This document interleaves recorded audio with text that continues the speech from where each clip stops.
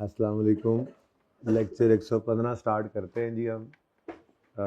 नाम का ही रिवीजन है ये रिवीजन क्लास नहीं है। इंशाल्लाह इसमें आपको पता है रिवीजन तो खुद ही हो जाएगी। हमने कोशिश करनी है कि तकरीबन हर टॉपिक के कोई ना कोई सवाल कर लें और जहाँ जहाँ पर जो चीज़ें कम रह गई थी, छोड़ी हुई चीज़ें, असल में तो हम वो कर रहे होते हैं। इसको मैं गैप एनालिसिस क्लास कहता हूँ कि जो चीज़ें रही हुई हैं, बल्कि कभी कभी मैं यूँ भी कहता हूँ जो पर्चे में आने वाली चीज़ें हैं हम इन क्लासेस में वो करते हैं। तो 2 दिन में हो ये हमारा काम, 3 में हो। वैसे आपको 3 के लिए तैयार किया हुआ है, लेकिन 2 या 3 जितने दिन लगेंगे, अच्छा 3 में नहीं होगा तो 4 लगा लेंगे, वो मसला नहीं है। लेकिन इसमें हमने प्रॉपर कोशिश करनी है हर टॉपिक का एक सवाल कम से कम होता चला जाए। रीसेंट अटैम्प्ट हमने सॉल्व करनी है और गैप एनालिसिस भी करके आते रहेंगे और उसको भी फिर जो है वो गैप्स को भी फिल करते रहेंगे। ठीक है जी। अच्छा, अब जो बात वहीं से करेंगे जहाँ पे छोड़ी थी। मैंने आपको क्वेश्चन 4 करना शुरू कराया था और फिर यहीं पे रह गया था। क्योंकि यहाँ पे शुरू हो गया था तो इसको यहीं पे कर लेते हैं, ठीक है। फिर अगला सवाल एक क्वेश्चन 5 इसमें से करवाऊंगा। उसके बाद फिर इसके MCQs को देख लेते हैं, कोई मसला इसमें है या नहीं। फिर रेशोज़ में तो कुछ नहीं छोड़ा था हमने अल्हम्दुलिल्लाह, यानी कि जो सवाल करने वाले मैंने करवा दिए थे। बाकी मैंने आपसे अर्ज़ किया है जो सवाल मैंने करवाए हैं बस वही करने हैं। मैं रिवीजन प्लान में भी वही डालूंगा बैठ के जब आपकी क्लासेस ख़त्म होंगी तो, ठीक है। मोस्टली वही सवाल होते हैं। तो रिसेंट अटैम्प्ट के अंदर रेशो का सवाल है वो भी हो जाएगा एक। उसके बाद फिर देखते हैं, टाइम बचा तो IAS 8 की तरफ चले जाएंगे। और बीच में रह जाता है कैश फ्लो। कैश फ्लो का सवाल रिसेंट टाइम का मैं शायद ना कराऊँ, आज आपको होमवर्क दूँ और आप फिर मुझसे पूछ लेंगे। अल्लाह करे NPO के सवाल तक। असल में सवाल की तरतीब ये है कि मैंने अगर एंड से शुरू करना है तो NPO का सवाल सबसे पहला था, तो देख लेंगे इंशाल्लाह। बहरहाल प्रॉबेबली NPO का सवाल शायद आज ना हो सके, बाकी कोशिश करेंगे आज कर लें। फिर कल इंशाल्लाह इसी तरह से वॉल्यूम 1 भी साथ शुरू करेंगे। वैसे मेरा दिल था आज मैं IAS 16 का एक नोट करवाऊँ, उसकी तैयारी भी थी मेरी, लेकिन आप लोगों की तैयारी नहीं लग रही, तो चलो देख लेते हैं। शुरू तो करें अल्लाह का नाम लेके। अच्छा जी, क्वेश्चन नंबर 4 हम देख रहे थे। क्वेश्चन नंबर 4 की रिक्वायरमेंट थी कंप्यूट करें बेसिक और डायल्यूटेड EPS पर शेयर और फिर डिस्क्लोजर भी बनाना है। असल तो ये था इसमें, ठीक है जी। तो सवाल सिंपल था क्योंकि डिस्क्लोजर बनाने थे, तो सिंपल सवाल है जिसमें उसने कहा कि 127.83 क्या है जी हमारा प्रॉफिट आफ्टर टैक्स, और weighted average number of shares भी निकाल कर दे दिए। तो ये दोनों चीज़ें तो आ गई, 127 प्रॉफिट आफ्टर टैक्स और ये weighted average number of ordinary shares. उसके बाद से कहा कंपनी ने इशू, अब ये एज एट 31 दिसंबर 2007 ये डिबेंचर्स इन इशू हैं। Company had issued debentures which are convertible into 3 million ordinary shares. The debentures holder can exercise option on 31 December 9। The debentures are not if debentures are not converted ordinary share, they will be redeemed on 31 December 9. The interest on debenture for the year amounted to, उस interest निकाल कर देगी। यानी वो ये कह रहा है कि 2007 के एंड पर ये डिवेंचर्स इशू किए हुए हैं, ये पोटेंशियल इंस्ट्रूमेंट्स हैं क्योंकि ये debentures convertible into ordinary share हैं। तो कह रहा है 31 दिसंबर 9 पर या ये डिवेंचर्स कन्वर्ट होकर शेयर बन जाएंगे या ये डिवेंचर रिडीम होकर वापस कैश दे देंगे हम जिनको हमने इशू किए हुए थे, ठीक है। उन्हें इंटरेस्ट भी निकाल कर दे दिया। उसके बाद इररिडीमेबल प्रेफरेंस शेयर्स हैं जो कि 2004 में इशू हुए थे और ये भी कन्वर्टेबल हैं, कन्वर्जन दी हुई है और वो 31 दिसंबर 10 पे कन्वर्ट हो सकते हैं। और डिविडेंड जो पे किया है इन प्रेफरेंस शेयर्स पर हमारे साल में, उसने डिविडेंड निकाल कर दिया हुआ है प्रेफरेंस डिविडेंड, इररिडीमेबल का प्रेफरेंस डिविडेंड, ठीक है। वैसे तो ये पॉइंट तीनों के तीनों ही कहाँ पे यूज़ होने हैं, डायल्यूटेड EPS में, ठीक है जी। लेकिन ये जो इररिडीमेबल प्रेफरेंस शेयर्स का डिविडेंड है ये बेसिक EPS की कैलकुलेशन में भी यूज़ होता है। बहुत पक्की चीज़ें रखनी है, चीज़ें आसान होती हैं, सवाल आना इसमें से अगर तो वो सीधा होना है, ठीक है जी। मतलब सीधा इसलिए होना है कि आपको प्रैक्टिस कर करके ना चीज़ें आप बस बाइफरकेट, सवाल लेंथी होगा, सवाल को 2 दफ़ा पढ़ना है, पढ़ के उस पर फिर इस तरह से निशान लगा देना है कि बेसिक EPS करते हुए ये पॉइंट्स पढ़ना है, फिर डायल्यूटेड में आना है तो ये करना है, बस आराम से करना है सवाल को, ठीक है। मेरी एक्सपेक्टेशन है कि लास्ट टाइम अभी हम रिसेंट टाइम देखेंगे ना, तो रिसेंट टाइम को देख कर आपको मेरा वो जो तुक्के हैं वो भी आपको लग रहे होंगे। छोड़ा तो हमने कुछ भी नहीं, ठीक है, लेकिन जिनका शक है मुझे उन पे मेरा जोर ज़्यादा लग रहा है। जहाँ पे कम है भी, वैसे तो कम नहीं रहा, PPE का नोट जो है वो ICAP का बहुत फेवरेट टॉपिक है और वो पिछली बार नहीं आया, ठीक है, तो इसलिए उसकी एक्सपेक्टेशन है।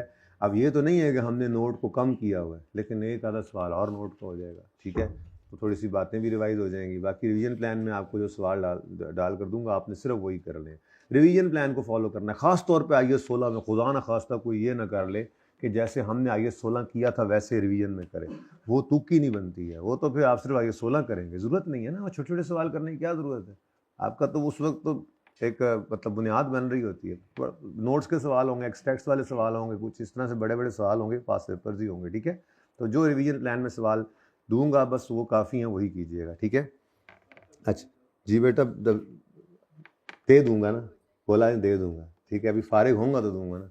दिन कल इतवार का भी इस पर लगा, 2 क्लासेज हैं CM में, R1 में, देखना पड़ता है बैठ के कौन सी चीज़ रह गई, कोई लफ्ज़ रह गया, कोई जुमला रह गया, कोई MCQ रह गया, फिर पास पेपर रिसेंट अटेम्प्ट का देखना होता है। तो जब फारिग हो जाऊंगा इनसे इंशाल्लाह फिर भेज दूंगा, ठीक है। आप लोगों के पास रिवीजन प्लान तो मौजूद है, मैंने आपको कहा था कि इस 95% यही रहना है। सिर्फ तकलीफ़ ये फ़िलहाल हो रही है कि पेज नंबर थोड़ा सा टेंशन होती है ढूंढने में, तो कोई नहीं, पास पेपर्स करें, जिस टॉपिक को भी करें टॉपिक वाइज करें, एक टॉपिक को एक सिटिंग में करें। रिवीजन प्लान आप समझें आपका वही है, बस गल मुक गई, फिर तानू केड़ी लोड़ है, वो मैं अगर तसल्ली के लिए भेजूंगा तो मैं भेज दूंगा, कोई बात नहीं, फिर वो देख लेना, ठीक है। तो रिवीजन प्लान आपको देने की ज़रूरत नहीं है, वो आपके पास है, ओके। बस एक टॉपिक को एक सिटिंग में करना है, ये कोशिश करनी है अभी भी, ठीक है। आपको 2 दिन मिले थे तो उम्मीद तो है आपने कोई सारा, तो सारे 2 दिन में नहीं, आज से वॉल्यूम 2 हो जाना था, लेकिन 1-2 टॉपिक्स तो ज़रूर टिका के कर लिए होंगे, वरना आज से यही रूटीन रखें।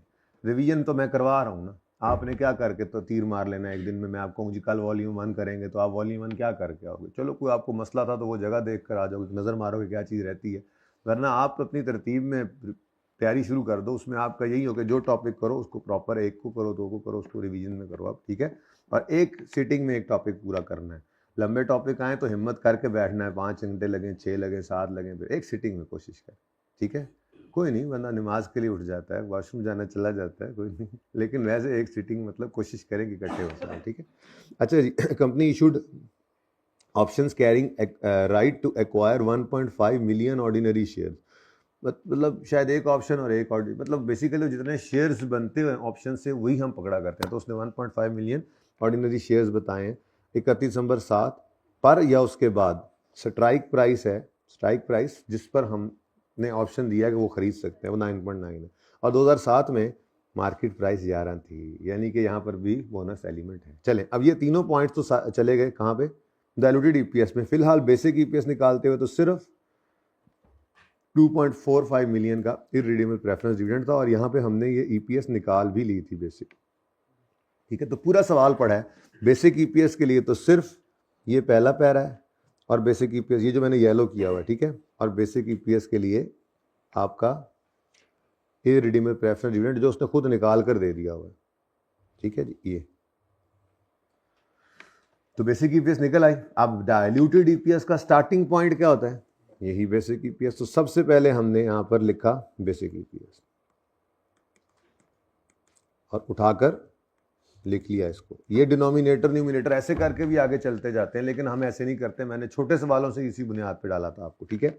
बहुत इंपॉर्टेंट टॉपिक है EPS, बता रहा हूँ बार बार जी। 127, हाँ वो बीच में निकाल लिया था 120, ये फ्रैक्शन इसीलिए लिखते हैं ताकि आगे आसानी हो जाए, ठीक है। जब कभी इररिडीमेबल प्रेफरेंस डिविडेंड आए एक फ्रैक्शन आगे लिख लो ताकि डायल्यूटेड EPS निकालते हुए मिल जाए, नहीं तो भी कोई बात नहीं, वैसे ही लिखा हुआ है तो उसको कैलकुलेटर पे करके माइनस लिख लो, कोई मसला नहीं, तब भी चलेगा, ठीक है। तो 125.38 और डिनोमिनेटर है 85.22, बेसिक EPS है 1.47, ठीक है जी, ₹1.4, बल्कि यूँ लिख देते हैं EPS रुपीज़ पर शेयर,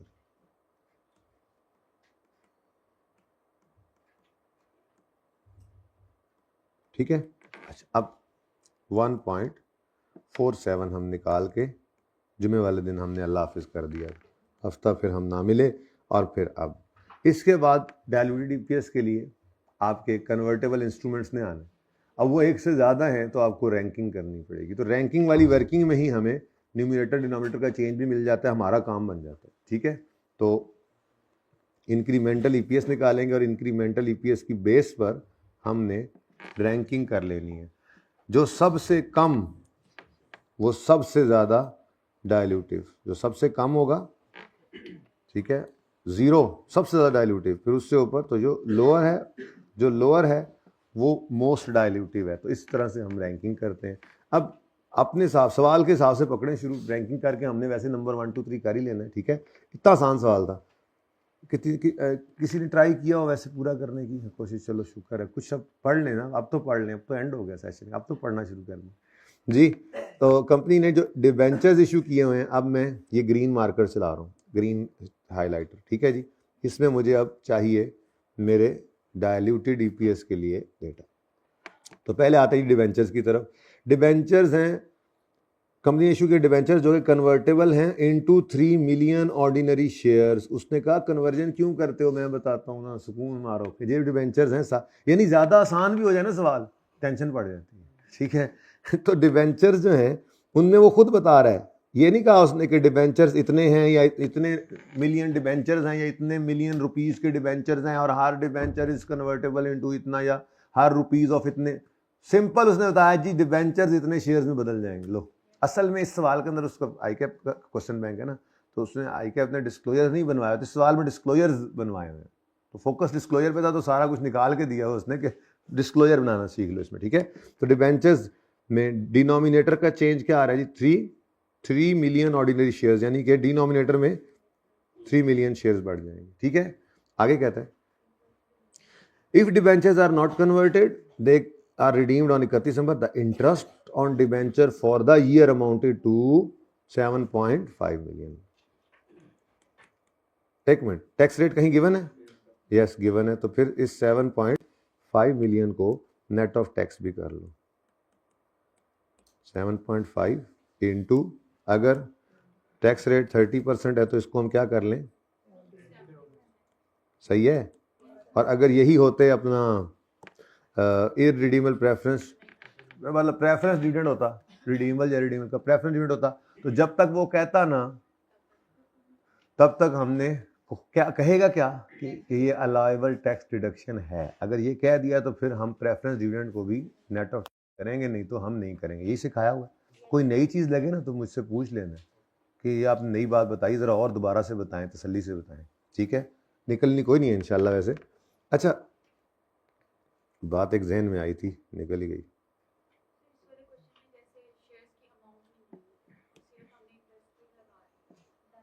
नहीं, क्या चीज़? और नहीं, वो तो कोई बात नहीं है, ये तो बात ही कोई नहीं, तो आसानी होगी ना। देखो, आपको डिबेंचर्स की अमाउंट क्यों चाहिए? क्या आपने अपनी रेशो, इस रेशो के ईपीएस के अंदर डिनोमिनेटर में लिखना है या न्यूमरेटर में लिखना है? कहीं नहीं लिखना, कहीं नहीं लिखना। हमें क्या चाहिए, डिबेंचर। अगर हम बेसिक ईपीएस निकाल रहे हैं तो डिबेंचर्स को कुछ भी नहीं कहना। हाँ, अगर इररिडीमेबल प्रेफरेंस डिविडेंड तो उसका डिविडेंड चाहिए। वो डिविडेंड निकालने के लिए आपको इररिडीमेबल प्रेफरेंस शेयर्स की अमाउंट कितनी है वो पता होनी चाहिए। वो कभी टोटल दे देगा, कभी फेस वैल्यू दे के नंबर ऑफ प्रेफरेंस शेयर्स दे देगा, तो वो भी निकाल कर दे दी, इसलिए उसकी भी कोई जरूरत नहीं। फिर अच्छा, फिर कन्वर्टेबल है तो कन्वर्जन के लिए आपको या तो टोटल अमाउंट चाहिए उस इंस्ट्रूमेंट की, डिवेंचर वगैरह कितने के हैं वो कन्वर्जन देगा, या नंबर ऑफ डिवेंचर देकर कन्वर्जन देगा, वो भी कन्वर्ट करके दे। इसलिए मुझे कोई जरूरत नहीं थी इन चीज़ों की। ठीक है जी, कितना जी? 5 पॉइंट। मुझे कोई बात जहन में आई थी, निकल गई, आ जाएगी, कोई नहीं, ऐसी चीज़ें। 5.25, चलो 1.75। अब 1.75 देखो, ये इससे ज़्यादा है, नज़र आ रहा है कि ये एंटी डायल्यूटिव है। ठीक है, लेकिन हम अपनी रैंकिंग करते हैं, बस करी जाओ चुप करके काम अपना। आपको इससे क्या, नेक्स्ट जी, नेक्स्ट नंबर पे आ रहा है जी इररिडीमेबल प्रेफरेंस शेयर्स। अच्छी बात है जी, irredeemable preference shares are convertible into 4 million shares. दोस्तों यार, मतलब उसने कोई नहीं बताया कि कितने शेयर्स हैं और कैसे कन्वर्ट होने हैं। उसने कहा पकड़ो ये लो, इररिडीमेबल, यूं लिख देता हूं, प्रेफरेंस शेयर्स इररिडीमेबल, कितने शेयर्स में कन्वर्ट हो जाएंगे? अच्छा, ये क्या नहीं, 4 मिलियन नहीं है। Irredeemable preference shares are convertible into 4 million ordinary shares. Numerator मैं आज होता, पहले वो आ गया तो वो लिख लेना, बड़े हो गए ना, पहले न्यूमरेटर ढूंढे क्यों भाई? सवाल पढ़ते जा रहे हैं, जो मिलता जा रहा है लिखते जा रहे हैं। अब ऐसे चलते हैं हम, ठीक है ना, बड़े हो गए ना अब तो, आप थोड़े बहुत तो बड़े हो ही गए आप। ओके, हर वो बच्चा जो डरेगा नहीं, जो सुकून से पर्चा करेगा, सवाल देखकर पहली बार यही लेकर कुछ नहीं आता, 2 बार सवाल पढ़ेगा, तीसरी बार शुरू करेगा, इंशाअल्लाह अल्लाह ने चाहा तो उससे हर सवाल। मैं रीसेंट अटेम्प्ट आपके करूंगा यार, मैंने तो अभी तक पूरे सेशन में ना उसको आपको कहीं देखने दिया है, ना कहीं पे दिखाई है आपको वो अटैम्प्ट। पहले मैं होता था, आज से 1-2 अटैम्प्ट्स पहले तक मैं ये करता था कि मैं रिसेंट टाइम टेस्ट में दे देता था, टॉपिक तैयार हुआ साथ ही दे दिया। इस दफ़ा वो भी नहीं किया, छुपा के रखा हुआ है, आपके सामने ओपन करता जाऊँगा, आप खुद देख लीजिएगा ये क्या सूरत हाल है। कितनी कुछ चीज़ें नहीं है। 90% तक पर्चा ऐसा होता है जो बिल्कुल की हुई चीज़ें होती हैं, तो 10% में थोड़ा सा दिमाग चलाना पड़ जाए तो कोई मसला। और फिर हर सवाल को आधा सही करना है, आधे से ज़्यादा सारा सही करना तो पास होने के लिए ज़रूरी भी नहीं। तो आधा सवाल भी सही ना हो तो फिर आपने क्या 4 साढ़े 4 में चाक मारी, फिर तो आप अपने ऊपर मतलब थोड़ा सा सोच विचार करें ना कि हुआ क्या है। तो सबसे बड़ा मसला सिर्फ यही है कि ओह पेपर है, ओह ओह आई कैप, ओह ओह खाला, ओह ओह घर वाले, ओह। अच्छा, ये सारे मसाइल ना साइड में रख के जाया करो, ठीक है। कुछ भी नहीं होगा, सब आपको आता है, ठीक है। तो अभी भी मौका है। कितने बच्चे ये जो बैठे हुए हैं वो कर रहे हैं, 1.8 से मल्टीप्लाई कर रहे हैं हर सवाल करते हुए, बाकी भी शुरू कर दें। ये अभी भी मौका में ये आ चुके हैं, आप नहीं आए। और कितने बच्चे ऐसे हैं जो गलत सलत जैसा भी अजम्पशन लेके एक बार सवाल पूरा कर रहे हैं। इनके पास जो अभी नहीं हाथ खड़े हुए ना, ये भी अभी अभी अभी आज से हाथ खड़ा कर, सिर्फ ये काम करना अब आपने, बाकी और कुछ नहीं करना आपको, सब बात सिर्फ ये काम करना है। हर सवाल को मार्क्स इंटू 1.8 करके करना है, और हर सवाल को जैसे तैसे भी हो कसम उठा लेनी है एक बार, जब तक मैं अपनी तरफ से कुछ भी कर दूं, कुछ चवल ही मार दूंगा, लेकिन पूरा करके एक बार फिर उसके बाद सोल्यूशन देखूंगा। ये करना है बस आपने, सिर्फ ये करना है, और कुछ भी बाकी नहीं है। पेपर पास हो जाएगा इंशाल्लाह। आगे आपकी मर्जी है, अगर ट्राई करना है एक बार इस तरह से ना करके तो अगली बार फिर कर लेना। ये भी बेहतर इसी बार मान लो है जी। 4 मिलियन शेयर्स हैं, कन्वर्जन ऑप्शन इज एक्साइजेबल। अच्छा, और वो आगे कहता है कि डिविडेंड पेड, अब उनको भी डिविडेंड दिया इन्होंने, जो वो खुद ही निकाल कर दिया था 2.45। अब चूंकि इसके बारे में उसने नहीं बताया अलाउेबल टैक्स डिडक्शन है, तो ये 2.45 जो है ये हम एज इट इज लिखते हैं, ठीक है। बताइए जी हाँ ये है, वैसे तो ये है अपना डाइल्यूटिव है क्योंकि ये बेसिक ईपीएस से कम है। खैर हमें क्या, last is options. Share options में न्यूमरेटर मैं बता देता हूँ, मैं भी तो कुछ बताया कहूँ, ठीक है। हाँ, डिनोमिनेटर के लिए आपको क्या बताया हुआ है जी, आपने पकड़ना है ऑप्शंस को। कितने ऑप्शंस हैं, 1.5 मिलियन, और डिवाइड करोगे इसको मार्केट वैल्यू से और मल्टीप्लाई करना इन दोनों के डिफरेंस से। कितना आता है जी, 1.1, ठीक है, यही सिखाया था। अच्छा लॉजिक भी है यार, लॉजिक अप्लाई कर लें, कोई ज़रूरत है, सीख ली थी ना बस, ठीक है। सीखा इसलिए जाता है कि ज़हनी तौर पे सुकून आ जाए, कभी ज़िंदगी में किसी को समझाना पड़े, इधर आके बैठे हो मेरी जगह पे और आपके सामने बच्चे बैठे हो तो आपको समझाने के लिए पता हो, गोली गुली कराने की। पर्चे के लिए तो इसकी ज़रूरत ही कोई नहीं, पर्चे के लिए तो ये गोला काफ़ी है, ठीक है, जो हमने थोड़ा सा याद कर लिया हुआ है। तो ऑप्शन है 1.5 मिलियन, इसको डिवाइड करोगे ₹11 से और मल्टीप्लाई करोगे 1.1 से, ऐसे लिख दूं, ठीक है। अनकंफर्टेबल तो नहीं हो रहा, आपकी तरतीब से हट गई जरा फार्मूले की शक्ल जी। 0.15 और ये 0 मैं बता देता हूँ, कुछ तो मुझे भी करना चाहिए। अब रैंकिंग में नंबर 1, नंबर 2 और नंबर 3, ठीक है जी। तो इस तरतीब में हमने इसको डाइल्यूट करवाना, ओके। चलो तो सबसे पहले ऑप्शंस को ऐड कर लें, अब कुछ भी नहीं बचा। ऑप्शंस 0 और 0.15, 0 और 0.15, लेकिन कभी भी यहाँ पे आपने कैलकुलेशन नहीं करनी, एक स्टेप आगे जाना है।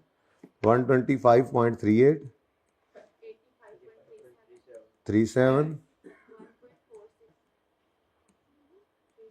1.469 ही करो ताकि नजर आए थोड़ा सा डाइल्यूशन होती है, ठीक है। उसके बाद नेक्स्ट इज इररिडीमेबल प्रेफरेंस, तो प्रेफरेंस शेयर्स आ गए, इररिडीमेबल। न्यूमरेटर में 2.45 ऐड होगा, डिनोमिनेटर में 4 ऐड होगा जी, टोटल 127.83 जी, 430। अभी भी जा रहा है काम नीचे, अभी भी डाइल्यूशन हो रही है, ठीक है। अब अगले को देखते हैं, उसने क्या मून इरेक्ट किया है, चंद चढ़ाया है जी। तो last is debentures, convertible debentures जी बेटा, फिर भी लिख दो, कोई हर्ज है। वैसे एंटी डायल्यूटिव नज़र आ रहा है, असल में तो ये रैंक में तब लिखते हैं जब होता इससे कम ही है, लेकिन फिर भी कम वाले भी तो अक्सर ऐसा हो जाता है कि ये एंटी डायल्यूटिव हो जाते हैं चलते चलते। लेकिन कोई नहीं यार, तरतीब है, अब नवा कम विचय में कटाना नवा खुली है, सिंपल बस ऐड करते जाओ। वैसे नज़र आ रहा है ये एंटी डायल्यूटिव है क्योंकि ये बेसिक से ही ऊपर जा रहा है, इंक्रीमेंटल तो ना करें, बिल्कुल यही है बेस, आपने सही सही पहचाना है, ठीक है। लेकिन मैं लिख कर काट दूंगा ज़रा मेरी तसल्ली के, बच्चों को लिए कोई नई चीज़ नहीं, ठीक है। आपके तो बच्चे नहीं ना, मेरे बच्चे हैं ना, बच्चों वालों को पता होता है, बच्चों वालों को पता होता है कि बच्चों के क्या हालात होते हैं। निकी जी गाल तो बच्चे आगे पीछे हो जाने में जी। नहीं 5.25 लिख लूँ पहले, ऐसे ना करें आप ही जी। जी बेटा जी 133.08 92.37 देखा वजन लग गया ना कम, 1.44 ही हुआ है अभी सिर्फ, लेकिन बहरहाल बढ़ गया, ठीक है। तो इसको मैंने कहा जी बस कहानी ख़त्म, 1.44 एग्जैक्ट, ओके। तो मैंने कहा जी बस करो भाई बस करो, ये 70 था असल में, वैसे मैंने कहा था 3 डेसिमल लिख लेना, 470 था, जरा चेक कर लो, 471 है, ठीक है जी 471, चलो ज़रा अच्छा है ना, 3 ज़रा लगे, ठीक है जी। तो हमने कहा हो ये तो भाई फिर बढ़ना शुरू हो गया है, ये तो एंटी डायल्यूटिव है, तो फिर आपकी डायल्यूटेड ईपीएस ये पड़ी है 1.43, ठीक है जी। अब इसी का डिस्क्लोजर बनाने, ऊपर नाम नूम लिख लेना, वास्ता जो है देख लो, AAZ limited notes to the financial statement, सिर्फ नोट्स बना रहे हैं, एक्सट्रैक्ट्स। उसने क्या कहा है, डिस्क्लोजर बनाओ, तो मुझे प्रेजेंटेशन की ज़रूरत नहीं है, चलो इसीलिए मैं साइड पे करके प्रेजेंटेशन कर देता हूँ कि स्टेटमेंट ऑफ कंप्रीहेंसिव इनकम होती है, ठीक है, जिसके अंदर PNL भी होता है और OCI भी होता है। तो मैं फिलहाल सिर्फ जो है ना इसको ये लिखने की बजाय लिख देता हूँ PNL। अगर आपका एक ही सफ़े PNL OCI है तो उसी के एंड पर आ जाएगा, बताया था आपको। लेकिन अभी थेरी भी देखेंगे जाकर, इस चैप्टर की जो पढ़ने से रहती है ना, वो एक दफ़ा जब देखेंगे तो ये बात वहाँ पे आ जाएगी, ठीक है। सब कुछ कर लिया, बस वहाँ से देखना है, ठीक है। PNL में आपका सेल से कहानी शुरू होती है और पैट तक आ जाती है कहानी। तो प्रॉफिट आफ्टर टैक्स के नीचे आपको ये EPS लिखा हुआ मिलता है, ये ज़रूरत नहीं है, क्योंकि उसने अगर वो ये कहे ना रेलेवेंट एक्सट्रैक्ट्स बनाओ और डिस्क्लोजर बनाओ, तो फिर एक्सट्रैक्ट्स में ये आता है, तीर लगाने की भी जरूरत नहीं हो, तो फिर सिर्फ PNL लिख कर लिख देंगे। लेकिन तीर मैं इसलिए लगाता हूँ कि आपके दिमाग में वो पिक्चर रहे, ठीक है। तो यहाँ पर बेसिक EPS, नोट नंबर कोई ऐसे ही कर देंगे हम, नोट नंबर 9 कर देते हैं, ठीक है जी, नोट नंबर बाद में डाल देते हैं। बेसिक EPS कितनी आ रही है जी, बेसिक EPS 1.471, ठीक है जी। आप लिख लेना रुपीज़ पर शेयर वगैरह, और डायल्यूटेड EPS ये भी नोट का रेफरेंस देंगे 1 पॉइंट लो, ठीक है। अब इनकी तफसीलात जो होती हैं वो असल में अब नोट्स में है, वर्किंग तो है नहीं, तो ये रिक्वायर्ड नहीं है। रेलेवेंट एक्सट्रैक्ट्स अगर कहेगा तो वो सिर्फ ये होगा, ठीक है ना, पर ये रिक्वायर्ड नहीं है। मेरा तो सवाल की रिक्वायरमेंट क्या है, तो पूरी कहानी लिखनी है ऐसे, AAZ notes to the financial statements, ऐसे AAZ limited PNL for the year ended, ठीक है ना। तो मैं सिर्फ डायरेक्ट नोट्स लिख कर शुरू कर रहा हूँ, इजाज़त है। चल, तो नोट्स में notes to the financial statements हैं, इनमें मैं डिस्क्लोजर दे रहा हूँ, क्योंकि उसने क्या कहा था, कैलकुलेट करो, ज़रा पढ़ लो रिक्वायरमेंट दोबारा। Compute basic and prepare disclosure in notes in accordance with ISRT। Comparatives are not required, बड़ी मेहरबानी। तो नोट नंबर मैं 9 कर देता हूँ, और इसका मैंने क्या नाम रखा था, अर्निंग्स पर शेयर रखा था हमने, इसका अर्निंग्स पर शेयर, इसी में दोनों आ गए थे, ऐसे ही है ना। अच्छा अब ये देखो ना, मैं आपसे पूछा क्या रखा था, हो सकता है पिछली बार ये ना रखा हो, मतलब इस तरह से किया हो कि 9 में बेसिक अर्निंग कर दी हो, फिर 10 बना के डायल्यूटेड अर्निंग, कोई तो पाबंदी थोड़ी है, पर ये करना है, ठीक है। तो अर्निंग्स पर शेयर में 9.1 में बेसिक अर्निंग्स पर शेयर निकाल लेते हैं, मैं बेसिक EPS लिख रहा हूँ। अच्छा अब बेसिक EPS कैसे निकलती है जी, अर्निंग्स, और मैंने जो लिखे थे अल्फाज, काश के वो आप कोई ओपन कर लेना, उनमें से कोई नोट और मुझे वही लिखवाएं, मेरी ख्वाहिश है, वरना बेटा अर्निंग्स जो भी लिख लोगे वो पूरे नंबर मिलेंगे, लेकिन मैं चाह रहा हूँ रिपीट, नया काम हो, रिपीट करें। अर्निंग्स और weighted average number of shares, ऐसे ही है, नंबर ऑफ शेयर्स भी लिखो तो काम चलेगा। तो अर्निंग्स है और नंबर ऑफ शेयर्स है। एक मिनट, नंबर ऑफ शेयर्स लिख लूं जरा। अब अर्निंग्स कितनी, अब वर्किंग आपके सामने, अर्निंग्स है 125.38 और शेयर्स हैं 85.22 और इसको हम कह लेते हैं जी ए और इसको कह लेते हैं बी। जरूरत तो नहीं है वैसे, आपको मैंने फाइनेंशियल स्टेटमेंट्स एक बार दिखाई थी, उसमें ए और बी नहीं लिखा हुआ था, ए डिवाइड बाय बी नहीं लिखा हुआ था, लेकिन चलो कोई नहीं, आप इतना कर दो एग्जामिनर के साथ मेहरबानी। तो ये 1.471 आया, ठीक है जी, ये बेसिक ईपीएस आ गई, ठीक है। अब बेसिक ईपीएस 1.471 आ गई 9.1 में, तो अब अगली मुसीबत पड़ गई इसको। यूजर कहता है जी पीएनएल के अंदर तो 127.83 मिलियन का प्रॉफिट आफ्टर टैक्स नजर आ रहा है और आपके पास प्रॉफिट जो है, प्रॉफिट होता है ना अर्निंग्स, आपके पास ये कुछ और नजर आ रहा है, कुछ समझ नहीं आई। हमने कहा तुम्हें हम समझाते हैं यार, तुम्हें अब क्या बताएं हम, तुम सारी क्लासें पढ़ते हो नहीं, आखिरी क्लासों में भी घर भाग जाते हो, तुम्हें क्या बताएं अब हम कि ये क्या है। चलो फिर बता ही देते हैं। तो हमने कहा यार नोट नंबर 9.2 में तुम्हें बताते हैं हम कि ये अर्निंग्स और पीएनएल वाली अर्निंग्स में क्या मुसीबत है, क्या फ़र्क जी। तो बस अर्निंग, हाँ कुछ भी लिख दें, कोई पाबंदी नहीं, इसमें कभी भी परेशान नहीं होना कि हम क्या लिखें, सर ने क्या लिखा था, कुछ भी लिख दो, बस ये चीज़ें लिख, क्योंकि स्टैंडर्ड ये नहीं कहता कि फलान नाम के साथ ये करो, वो कहता है बस ये बातें बताओ, तो हम वो बातें बता रहे हैं। तो आप अर्निंग नहीं लिखते, आप प्रॉफिट आफ्टर टैक्स लिख देते हो, कोई मसला नहीं, ठीक है, कोई मसला नहीं, लेकिन बस एक इसलिए रखता हूँ कि ये भी गैर महसूस तरीके से याद होती हैं चीज़ें, ठीक है जी। तो 9.2 में अर्निंग्स जो लिखी हैं उनकी रेकन्सिलिएशन हमने करनी, ठीक है, रेकन्सिलिएशन करनी है अर्निंग्स पीएनएल वाली और अर्निंग्स ईपीएस वाली, ठीक है जी, ओके। अच्छा अब पैट पकड़ो, पैट जी, जो आपको ऊपर फॉर्मूला लिखा हुआ था ना, इसीलिए लिखा हुआ था।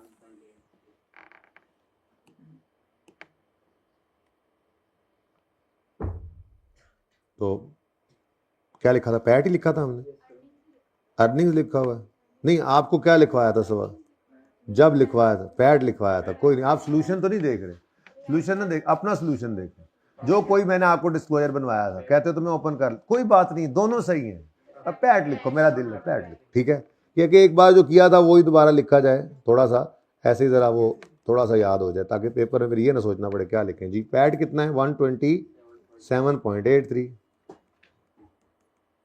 अच्छा जी, और इसमें से जी हमने लेस किया है irredeemable preference dividend,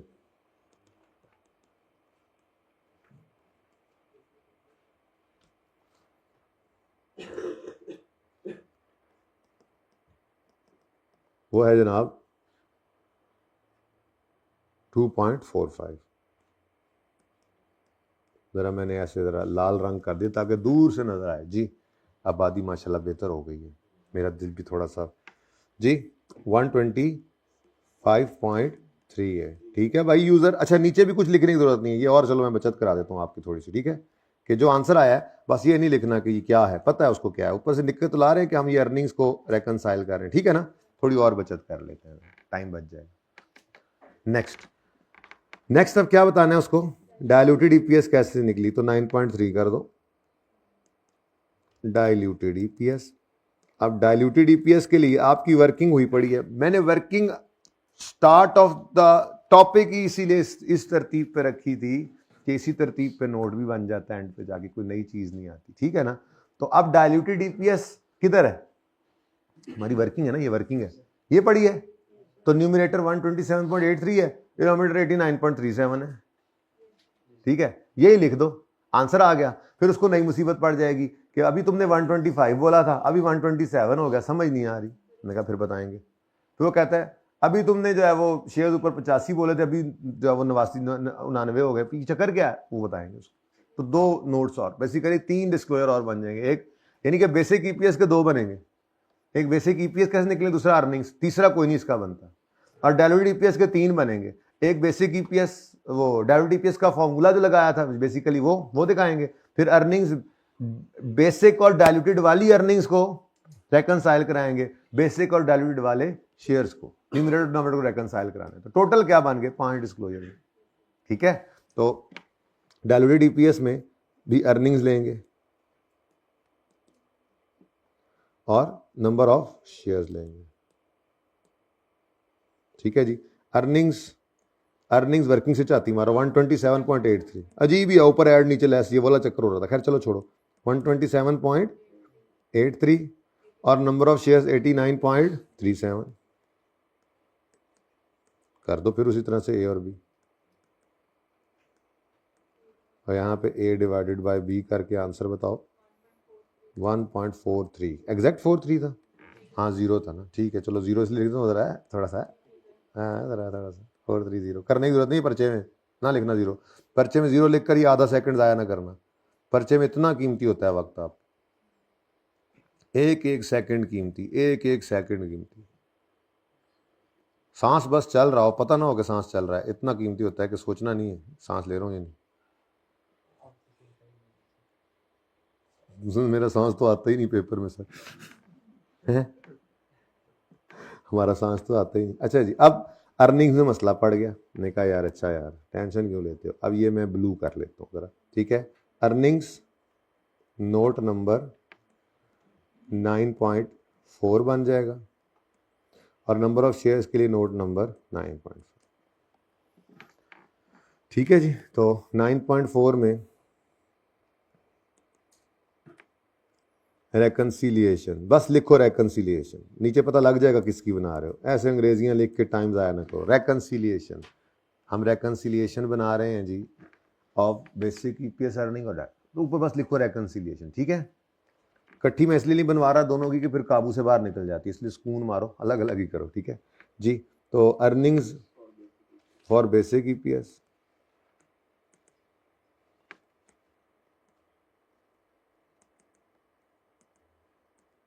earnings for basic EPS, अब ये देखो ये काम चलना है, ये इसको पकड़ना है और इसको पकड़ना है, और दरमियान में जो है बस जो है वही नजर आना चाहिए, ठीक है। तो ऑप्शंस का तो 0 ऐड हो रहा है, तो 0 ऐड करके नहीं दिखाना, ठीक है ना। कभी भी ऑप्शन न्यूमरेटर में आएगा नहीं, ऑप्शन का हमेशा न्यूमरेटर क्या होता है 0 ही होता है ना, इसलिए बस आपने प्रेफरेंस शेयर दोबारा लिख देना, ठीक है। अर्निंग्स फॉर बेसिक ईपीएस कितनी है 125.38। अब ये थोड़ा अजीब सा लगता है ना, ये इरिडीमेबल प्रेफरेंस डिविडेंड ना होता तो अच्छा होता, डिवेंचर कोई और चीज़ होती इस तरह से, ठीक है ना, कोई और चीज़ ऐसी होती जो ऊपर माइनस ना हो रही होती और नीचे हो रही होती तो ज़रा ज़्यादा अच्छा लगता है, लेकिन अब क्या करें, अब ये तो सवाल है, ठीक है। मैंने तो आपको ऐसे ही सवाल का किसी का बनवाया था जिसमें ऐसा नहीं था पहले, 127 पॉइंट कितना था 38। अब इधर देखो जी, इधर वर्किंग बताएगी आपको, वर्किंग 125 से 127 तक आते हुए क्या हुआ है जी, ऐड हुआ है कुछ प्रेफरेंस शेयर्स का डिविडेंड, तो यहां पे आपने आकर लिखा ऐड भी लिखना पड़ेगा, हाँ ऐड इररिडीमेबल प्रेफरेंस डिविडेंड 2.45, ठीक है जी। बस कुछ और तो नहीं हो रहा ऐड, देखो ना, तो बस इसको टोटल कर दो, ये 7.38, ठीक है जी, 83 कर लो जी। अब इधर देखो जी, ये 127 यहाँ यूज किया है, ये क्या अभी 125 था और यार ये हुआ है, अच्छा, ठीक है। आगे बढ़ते हैं जी, उसके बाद एक और रेकन्सिलिएशन आ गई, चलो इतना ही कर ले।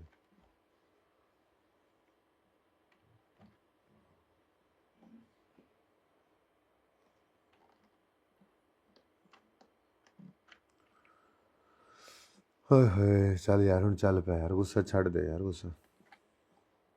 अच्छा जी, अब 9.5 में आपने फिर एक रेकन्सिलिएशन बनानी है, इसमें ज़्यादा आइटम्स आते हैं ऊपर वाली की निस्बत, ठीक है नॉर्मली। तो रेकन्सिलिएशन अब बनानी है आपने ईपीएस बेसिक वाले शेयर्स की, तो number of shares for basic EPS, ठीक है जी, कितने हैं नंबर ऑफ शेयर्स और बेसिक ईपीएस 85 पॉइंट। यहाँ से ना देखो, यहाँ से देखो, ये बेसिकली आपने फिर ये करना है अब, तो 85.22 लिखना है प्लस ऑप्शन 0.15 प्लस। कितना आसान काम है, आज तक आया नहीं, सिलेबस में है, तो हो सकता है वो बड़ा सवाल दे जिसमें डिस्क्लोजर भी बनवा ले। इस दफ़ा बड़ा सवाल दे और उसमें बेसिक ईपीएस में भी खपाया आपको, मतलब वो सारा कुछ जो आप करके आए थे, ऑप्शंस वगैरह, वो bonus shares, right issue, consolidation split, वो काम करके आपने बेसिक ईपीएस अलग सीखी थी 4-5 दिन, फिर डायलूट अलग सीखी थी। इसी तरह बेसिक भी करे, डायलूट भी इकट्ठा करे और नोट भी मांग ले, नोट तक जाए। कभी कभी डर लगता है कि चला भी जाए, लेकिन शायद ना भी जाए। बहरहाल आपको इससे क्या, जाए या ना जाए, आप तो तैयार है ना इंशाल्लाह, ठीक है। लेकिन बहुत इंपॉर्टेंट हॉट फेवरेट टॉपिक्स में ये हैं टॉपिक्स, ठीक है जी। एनपीओ हो गया, ईपीएस हो गया, ये आखिरी क्लास में ये वसीयतें चल रही होती हैं। IAS 16 हो गया, खूब तवज्जो दीजिएगा। फिर कुछ मस्ट अपीयर होते ही हैं, शॉर्ट क्वेश्चन में आ जाते हैं, जैसे करेक्शन ऑफ एरर का सवाल होता है, वो हो सकता है अलग, वैसे करता ही आ रहा है हर दफ़ा, लेकिन हो सकता है अलग ना करे, IAS 8 में मिक्स कर ले। IAS 8 का सवाल हो गया, बोरिंग कॉस्ट का हो गया, गवर्नमेंट ग्रांट का हो गया, ये सवाल आने वाले सवाल है। रेशोज़ का भी आप देखेंगे, लहीम शहीम सवाल चूँकि आ चुका है इस अटैम्प्ट में, तो शायद शॉर्ट क्वेश्चंस में वो पूछ लें, MCQs में पूछ लें, लेकिन ज़्यादा चांसेस जो है वो इसके अब नहीं है लॉन्ग क्वेश्चन। बाकी तो अब देखें तो तुक्के होते हैं, अगर इससे हट के भी आएगा तो हमने कुछ छोड़ा हुआ ना छोड़ा हो, ठीक है। तो जो आएगा इंशाल्लाह, बस वो जिस पे मुझे शक है उसकी प्रैक्टिस मैंने ड्यूरिंग सेशन भी ज़्यादा करा दी हुई, उसकी प्रैक्टिस में ही मैं यहाँ पर भी आपको थोड़ा सा और रवा करके भेजूँगा। आप भी बस ऐसे ही जो करवाया वही करना है, उससे अलावा अपनी तरफ से कुछ छोड़ोगे, जो छोड़ोगे इंशाल्लाह वो ज़रूर आएगा इंशाल्लाह, ठीक है। Number of shares for basic EPS 85.22 add options कितने जी 0.15 ऐड क्या हो रहा है, ऐड प्रेफरेंस शेयर्स इररिडीमेबल वाले, यहाँ पे भी ऐसे ही लिख देना, अच्छा लगेगा। प्रेफरेंस डिविडेंड इधर आया तो प्रेफरेंस डिविडेंड इररिडीमेबल वाला, ठीक है जी। कितना 4, लो जी कहानी खत्म। ये सवाल इसलिए करवाया कि डिस्क्लोजर का सवाल है कोई नहीं, अब तक आए भी कोई नहीं, आने को आ तो सकते हैं। 4.00 ऐसा सोना लगता है, इसलिए 4.00 लिखा है, आप नहीं लिखना पर्चे में जी। चलो जी कहानी खत्म। लो जी ये है आपका डिस्क्लोजर। तो प्रेजेंटेशन भी मैंने साथ ही कर दी कि कोई ये ना कि प्रेजेंटेशन क्या होती है, प्रेजेंटेशन का आपको पता होना चाहिए। यार इसको तो ऊपर ना ले जाएंगे फाइनेंशियल स्टेटमेंट, एक मिनट क्लोज आ, रंगी ना दिया कर। लेट मी हो वेला फ्रॉम अदर थिंग्स। क्या तस्वीर नहीं बनवानी यार ਤੁਹਾਡੇ को, सबर कर जाओ जरा। ये ना मैंने ज़रा ऐसे करके इसलिए रख दिया कि ज़रा आपको थोड़ा सा आइडिया हो, ऐसे फाइनेंशियल स्टेटमेंट्स चल रही होती हैं, ठीक है जी। हाँ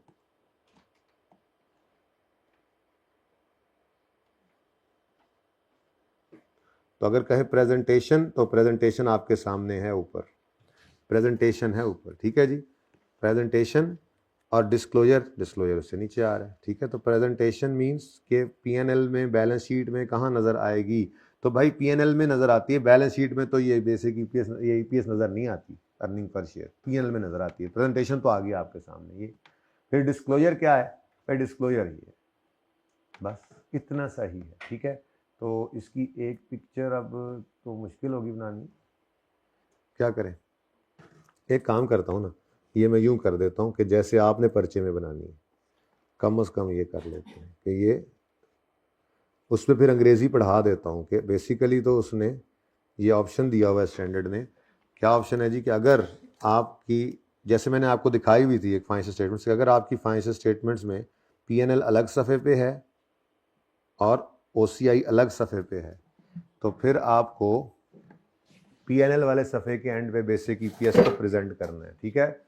और अगर आपके एक ही सफ़े के ऊपर पूरा स्टेटमेंट ऑफ कॉम्प्रिहेंसिव इनकम बनता है, तो ठीक है, फिर उसमें आपने उस सफ़े के एंड पर लिख देना ईपीएस, ठीक है। तो बहरहाल ये 1 मिनट तो तस्वीरें बना लिया गलती है, छोटी सी गलती नहीं है बेसिकली, 9.3 नहीं, हाँ 3, ये 3 लिखना भूल गया था, ठीक है जी। तो लें जी, ये आपकी प्रेजेंटेशन और डिस्क्लोजर। कोई मसला तो पूछ ले। हाँ आप पूछ रहे थे तुम कुछ, है कश्मीर वाला है, कुछ ना भाई, भूल गए हो यार, मुझे माफ़ कर दो फिर, है मैंने आपको टोका, मैंने चलाया टोका। दे दो इनको पेपर, दे दो इनको, दे कर इधर रख के चले जाओ, ले लेंगे खुद ही। चलो पकड़ा दो इधर आगे आके, सर चलती जाएगी, जाओ बैठ के पढ़ो। अब कितने हैं देख लेते हैं, एंड पे फिर देख लेंगे, हम खुद ही कर लेंगे मैनेज। एजाज को दे दो, बाकी एजाज जो कम पड़ जाए वो कॉपी खुद ही करा लेंगे, तो नस जाओ ने तो।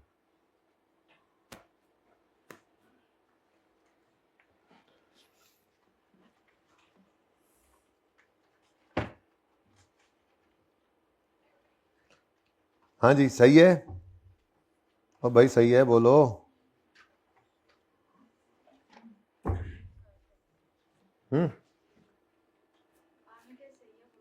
हाँ सही है मैंने कहा, अच्छा चलो फिर 5वां सवाल करते हैं, जल्दी करो जल्दी करो, ईपीएस को थोड़ा और पक्का करें, आधा घंटा और लगाते हैं ईपीएस पे, बल्कि यूँ करें पौना घंटा और लगाते हैं, 9 बजे तक ईपीएस करके फिर इसकी जान छोड़ देते हैं, फिर चलते हैं रेशोज़ पर। मज़े की बात है, रेशो का जो रिसेंट टाइम का सवाल आया है उसके अंदर उसने ईपीएस भी मांगी, यानी कि रेशो, मैंने आपको कहा था ईपीएस भी एक रेशो है, वो भी सवाल करना है, थोड़ी सी ईपीएस की थ्योरी भी पढ़नी है। फिर ये ईपीएस, रेशो और फ्रेमवर्क, ये तो मेरी तरफ से हो जाएगा, अल्लाह हाफिज़। उससे पीछे फिर आता है एनपीओ, कैश फ्लो और आईएस8। तो आईएस8 को पकड़ लेंगे, उसमें ज़रा चीज़ें रहती हैं थ्योरेटिकली, ठीक है। और कैश फ्लो का सवाल आपने करना है आज लाजमी, कुछ आपने भी साथ करना है, एक सवाल शायद पूरे पर्चे में मैं यही ना करवाऊँ, कैश फ्लो के सवाल पे ऐसे ही 1.5 घंटा पहले आप लगा लो, कोई मसला हो तो डिस्कस कर लूँगा, ठीक है। बाकी देखें अब कितना होता है, टाइम दरअसल मसला है सारा। 11:15 तक आपको मैंने, कितने 11:15 11:30 कितना, 11:30 तक, अब टाइम बड़ा थोड़ा, ठीक है। तो इसलिए 3-4 दिन पे फैला लिया ना कि आराम सुकून से करें, कुछ सिरों थोड़ी लाना है। तो सिलेबस तो मैंने जुम्मे को ख़त्म कर दिया था, मुझे समझ नहीं आई कि मैंने कहा हफ्ते को बुलाना ऐसे ही है, फिर दूसरों को बुला के उनको फारिग कर लिया उसको, ठीक है ना। तो आप लोगों का सिलेबस मेरी तरफ से वैसे ख़त्म है, बस ये चीज़ें पक्की कर रहे हैं, लेकिन ये ज़रूरी है क्योंकि पेपर के लेवल पे, एग्ज़ाम लेवल पे, आईकैप का भी एक अपना लेवल है ना, उस लेवल पे आने के लिए कुछ चीज़ों को ज़रा अच्छे से करना होता है, वो कर रहे हैं, वरना अभी वो लेवल नहीं है, ईपीएस में वो लेवल नहीं है इस सवाल के पहले, ठीक है, इस सवाल के बाद ही बनेगा। जल्दी आ जाओ, भी बड़े टाइम पे आए आप लोग, हमने देखो सारा डिस्क्लोजर बना लिया, चेक करो ज़रा हमने क्या कुछ कर लिया, आप लोगों को परेशान करूँ मैं, ये देखो लेट आने वालों, ये देखो। अच्छा जी चलें जी, क्वेश्चन नंबर 5, कितने बच्चों ने अटैम्प्ट किया हुआ है 5? हाँ अटैम्प्ट तो किया होगा ना, जिन्होंने टेस्ट दिया सर उन्होंने अटैम्प्ट किया, अच्छा सवाल था, आ जाओ। Compute basic and DPS to be disclose, बहुत इंपॉर्टेंट है, इस रिक्वायरमेंट को समझना। मुझे बताएं, वो कह रहा है कंप्यूट करो बेसिक और डीपीएस पर share to be disclose in PTLs financial statement for the year 30 June 21 and 22, यानी कंपैरेटिव शो करो। वैसे 21 एंड 22 जब लिख दिया तो ये लिखने की जरूरत तो नहीं थी, आई क्या, चलो खैर। मेरा सवाल, कंप्यूट तो करनी है, डिस्क्लोजर भी बनाना है ना, डिस्क्लोजर बनाना है, धोखा ना खा जाना। उसने कहा है बेसिक और डायल्यूटेड ईपीएस निकालो जो कि डिस्क्लोज करने के लिए यूज करें, मतलब ये नहीं ले लेना पागलों की तरह डिस्क्लोजर बनाने लग गए, डिस्क्लोज का लफ्ज आ गया शुरू हो जाओ, रिक्वायरमेंट ध्यान से पढ़नी है, ठीक है, काम का काम नहीं बढ़ा लेना अपना, ओके। अच्छा सवाल को ज़रा क्विकली पढ़ते हैं। वैसे मैंने आपको एक बात कही थी कि जैसे during the year shares issue हों, ordinary shares during the year अगर इशू हों तो आप उन पे क्या करते हो, टाइम फ्रैक्शन लगाते हो। ऐसे ही अगर ड्यूरिंग द ईयर कोई कन्वर्टेबल इंस्ट्रूमेंट इशू हो रहे हैं तो उन्होंने डायल्यूटेड ईपीएस में जब यूज होना है तो न्यूमरेटर के अंदर जो उसका फिगर, जो आंसर आता, जो न्यूमरेटर में उसने चेंज लाना होता है उसको भी आपने टाइम फ्रैक्शन लगा देना, और जो डिनोमिनेटर में है, यानी change in numerator change in denominator जो आप निकालते हैं वैसे ही निकालेंगे, लेकिन टाइम फ्रैक्शन भी साथ लगा देंगे। ये मैंने आपको ज़बानी कलामी बताया था 2 दफ़ा, सवाल में ना आया था, सवाल में मेरे ख्याल में पास पेपर 2 में आया था, 3 में था, वो तो किया नहीं था हमने, और फिर टेस्ट में इत्तेफाक से आ गया। तो ज़बानी की हुई बातें भी कभी कभी बड़ी अहम होती हैं, पर्चे के अंदर वो आ जाती हैं, उस्ताद तो बता देता है, सवाल होता नहीं है मिसाल के तौर पे कि यार ऐसा कर लेना, और फिर वो बात बस ऐसे ही होकर गुजर जाती है और पर्चे में आ जाती है। तो बड़ी इंपॉर्टेंट होती हैं बातें, किताब के ऊपर लिखी हुई बात से ज़्यादा क्लास के अंदर हुई हुई बातें अक्सर काम आ रही होती हैं। तो भाई छोटी छोटी बात भी परेशान नहीं होना, इससे मतलब ये कि इंशाल्लाह ऐसी बातें लग जाती होती हैं कभी कभी। ये कह रहा हूँ, ये नहीं कि सर हम कैसे याद रखेंगे, तो कितने दिन हो गए, आज 115वां लेक्चर हो गया, अब हमें कहाँ से याद है, हर रोज़ 2-2 घंटे पढ़ पढ़ के यहाँ तक हम पहुँचे। तो कोई नहीं, आपको याद है इंशाल्लाह, जो नहीं याद होगी वो तो नहीं होगी। Peach tree limited was in, नाम बदल दिया था, peach tree limited was incorporated on 1 July 20, year end 30 June 21 और 30 जून, यानी कि पहला साल ये है, 1 जुलाई 20 को इनकॉर्पोरेट हुई है ना। अब बोलो, तो 30 जून 21 पे पहला साल एंड होना है, और 30 जून 22 पर, ठीक है। तो ये कहानी है जी। तो पहला साल इनकॉर्पोरेट जब हुई है वो उसने हमें दे दिया, ठीक है। आसानी ये हो जाएगी कि ओपनिंग कुछ भी नहीं होगा, ठीक है जी। Following information has been extracted from financial for the year 30 June 2022। तो 22 के अंदर और 21 के अंदर ये मामला हैं। बेसिकली यहाँ पे जो टोटल कम्प्रिहेंसिव इनकम आ रही होती है ना, इसके नीचे ही तो यहाँ पे हमने ईपीएस लिखनी होती है, ठीक है।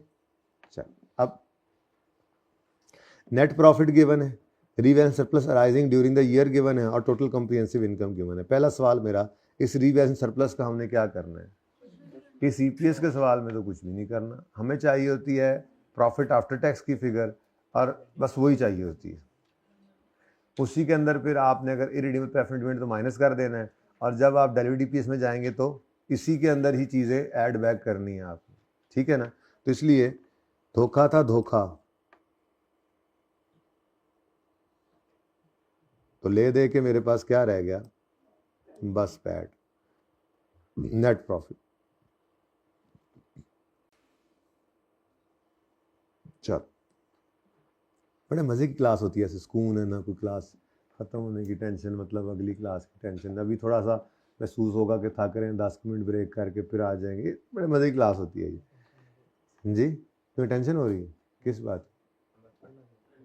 नहीं तो पढ़ाने के लिए बुलाया, और क्या मैं क्या कर रहा हूँ? आप बस ये 2-3 दिन से ये सोच के आना कि हमने FR1 जो घर पे पढ़नी थी वही यहाँ पे पढ़ रहे हैं, तो बाकी कोई पर्चे की तैयारी अपनी जारी रखें। इसको जब मैं कहूँगा अब चलो जाओ अब शुरू कर दो, फिर अपने वाली शुरू कर देना। तो ये यूँ समझ लो एक रिवीजन आपको कहा, 2 रिवीजन आपने करनी है प्रॉपर, एक मॉक से पहले एक मॉक के बाद। ये एक तीसरी रिवीजन मैं करवा रहा हूँ, यानी हमने 3 रिवीजन ये हो गई तफसील वाली, और एक आप पेपर से पहले वैसे तसल्ली के लिए करते हैं, तो 4 बन गई। तो ये एक रिवीजन है जो मैं करवा रहा हूँ, ठीक है। हर टॉपिक जो आपको करवाऊंगा तकरीबन कोई शायद ही रहे, हो ही जाना है। बस अब फ्रेमवर्क पे नहीं जाऊँगा मैं, अभी तो निकल के उसमें क्या है, ठीक है, वो आप खुद कर लेना, ठीक है।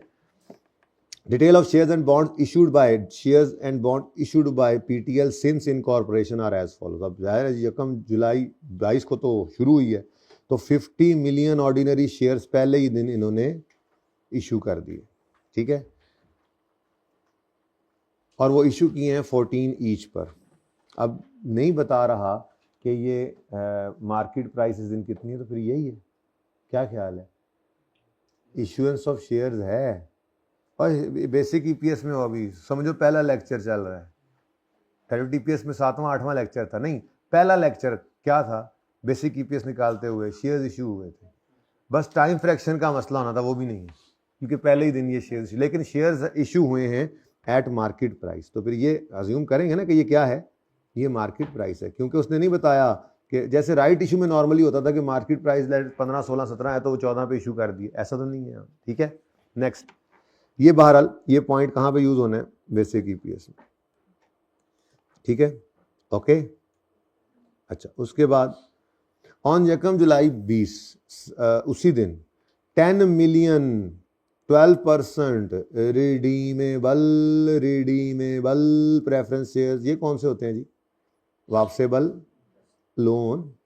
तो ये तो बेसिक ईपीएस में तो नहीं आएंगे। आगे वो कहता है having par value of 50 were issued at 64, ठीक है। Each preference share is convertible है, इस वजह से डाइल्यूटेड में हम इनको लेंगे।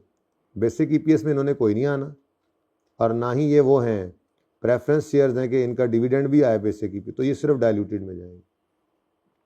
ऑन यकम फरवरी 21, ये मैंने इसलिए लिख दिया था, यकम फरवरी 21 जो है ना वो यहाँ कहीं आएगा, यहाँ कहीं, यहाँ कहीं, ये ठीक है ना, ऐसा ही है। तो पहले साल में ही काम चल रहा है। तो यहाँ पे यकम फरवरी 21 में क्या हुआ है, further 20 million shares ordinary shares having par value over issued at prevailing market, तो ये उसने खुद ही कह दिया मार्केट रेट है तो मार्केट ही है। तो ये कहाँ जाएगा, बेसिक ईपीएस में, बेसिक ईपीएस में, यानी कि आपको सारे काम इकट्ठे करवाएगा। ये जब weighted average number of shares निकाल लेते हैं उसकी कैलकुलेशन में आएगा, ठीक है। ऑन यकम अक्टूबर 21, अब ये कहाँ चला जाएगा भाई, यकम अक्टूबर कहाँ पे पड़ा होगा भाई, यकम अक्टूबर ये पड़ा होगा, ये अगले साल में चलेगी कहानी, ठीक है जी।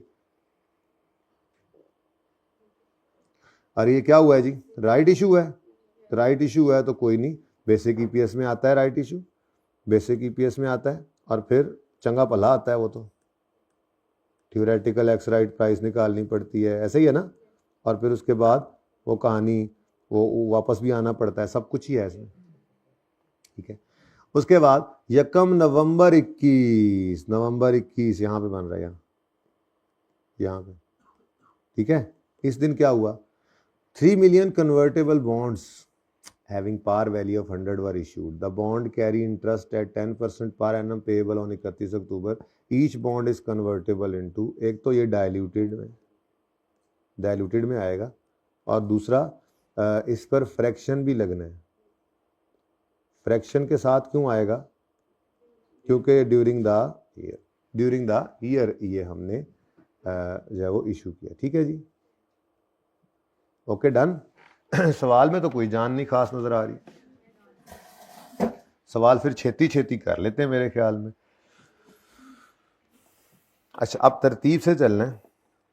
हालांकि ये जो है ना, ये 21 में ये राइट इशू आ रहा है, यहाँ पर ये राइट इशू है ना जी, बोलो, ये सॉरी 22 वाले साल में राइट इशू है कि नहीं है। अब ये जो राइट इशू है ना जालिम, इस राइट इशू ने 21 वाली ईपीएस को भी छेड़ना है, आपको पता है, लेकिन मैंने आपको नहीं छेड़ देना। मैंने तरतीब क्या बनाई, डायरेक्ट नहीं चलना। तरतीब क्या बनाई थी, पहले हम 21 की ईपीएस सुकून से निकालेंगे, जैसे 22 है ही नहीं, जब 22 आएगा तो उस वक्त 22 को पहले निकाल लेंगे, और फिर कहेंगे हो 22 की वजह से 21 भी रीस्टेट हो रहा है, तो फिर सिर्फ 21 को एक। लेकिन मसला ये इस सवाल के अंदर था कि बेसिक और डाइल्यूटेड दोनों थी, तो दोनों को रीस्टेट करना भी एक काम था, ठीक है। सुकून से करना है, कोई जल्दी है नहीं आज हमें वैसे भी। तो 30 जून 2021 को पहले पकड़ते हैं, इसमें बेसिक ईपीएस हम निकाल लेते हैं और डाइल्यूटेड ईपीएस भी निकाल लेते हैं, ठीक है। शुरू करें काम जी, बिस्मिल्लाह। उधर वर्किंग को करनी पड़ी तो कर लेंगे। क्वेश्चन बैंक का क्वेश्चन नंबर 5 है, पेज नंबर 640। तो बेसिक ईपीएस में निकाल रहा हूं for the year ended 30 June 21, ठीक है जी। बेसिक ईपीएस के लिए मुझे चाहिए प्रॉफिट, नजर ही नहीं आया कहीं प्रॉफिट, हाँ आया था शुरू में। अच्छा बेटा देखो, लिखी गल चंगी होंगी। यहाँ पर ऑर्डिनरी शेयर्स भी आया, शेयर कैपिटल भी आया, यहाँ पे इरिडीमेबल है, रिडीमेबल प्रेफरेंस शेयर कैपिटल भी आया। उसके बाद यकम जुलाई पर, अच्छा नहीं वो तो हाँ उसी दिन आया। उसके बाद यकम फरवरी 21 मैंने कहा था यहाँ पे आ रहा है, यहाँ पे क्या आया जी, फिर ऑर्डिनरी शेयर्स आए, मैंने कहा लिख लेना चंगा होता है। उसके बाद यकम अक्टूबर 21 ये आगे निकल गया, इसलिए मैं फ़िलहाल आगे देख नहीं रहा, मैं ये कह रहा हूँ आपको, ठीक है ना। फिर यकम अक्टूबर 21 पे राइट इशू आया, फिर यकम नवंबर 21 पे कन्वर्टेबल बॉन्ड्स आ गए, और फिर सवाल ख़त्म हो गया, ठीक है ना। तो इस वक्त मैंने ये लाइन इसलिए लगा दी, इससे आगे मत सोचो, बस यहीं तक ही रहना है आपने। यकम फरवरी, यकम अक्टूबर इससे आगे निकल रहा है, ठीक है, और ये बस ध्यान रखना है आप। चलो जी, अब सवाल में पैड गिवन है जी 2000, 21 का पैट है 210 और weighted average number of ordinary shares निकाल लेते हैं हम, 2 मिनट का काम है, ठीक है जी। फरमाइए 210 मिलियन तो ₹210 मिलियन और नंबर ऑफ शेयर्स निकालने हैं, उसके लिए वर्किंग नंबर 1 कर लेते हैं, ठीक है जी। यहाँ पे हमारा बेसिक ईपीएस आ जाएगा, यहाँ से वर्किंग शुरू कर देते हैं, ठीक है। तो working 1, weighted average number of ordinary shares, date, description और फिर यहाँ पर हम लेते होते हैं नंबर ऑफ शेयर्स,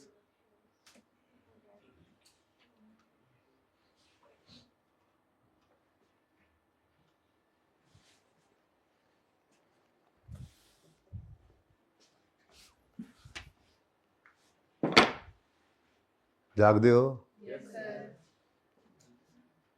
जागदे रहना, साढ़े देना रहना जी।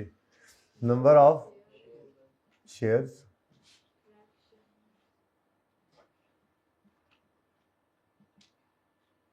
फ्रैक्शंस और वेटेड एवरेज नंबर ऑफ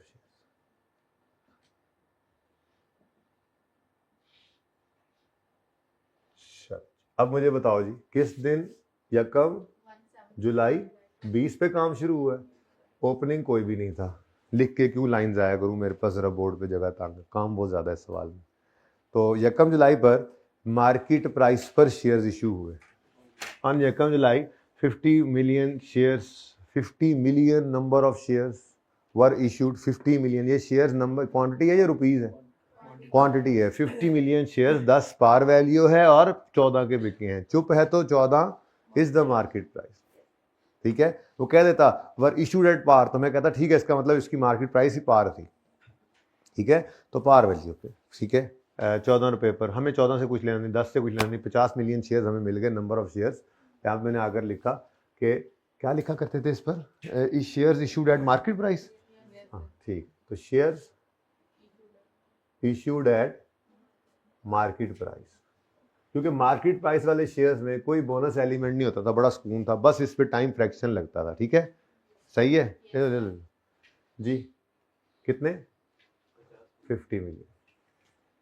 उसके बाद काम बहुत आसान है, बस प्रैक्टिस कर रहा हूँ, लंबा इसलिए कर रहा हूँ इसको, इतने लस्से से चला रहा हूँ, पहले इतने सवाल किए, आज भी पकड़ लिया इसको। ये थोड़ा सा आपके सामने क्लास के अंदर 3-4 बार एक बात गुजरे ना होने के बाद भी, तो आप उस पर कंफर्टेबल हो जाते हो। फिर पर्चा इसी सिलेबस, गिवन सिलेबस में से आना है। और मैं ये नहीं कहता, को दावा तो नहीं करना चाहिए ना कि नहीं ऐसा हो नहीं सकता कि 1-2 एडजस्टमेंट्स बाहर हो भी सकती हैं, वो जाए भाड़ में, वो हमें उससे क्या, हम जो आता है हम वो करेंगे, हम अपने 70-80% नंबर लेके साइड पे हो जाएंगे, हमारी तरफ से जो मर्जी हो जाए।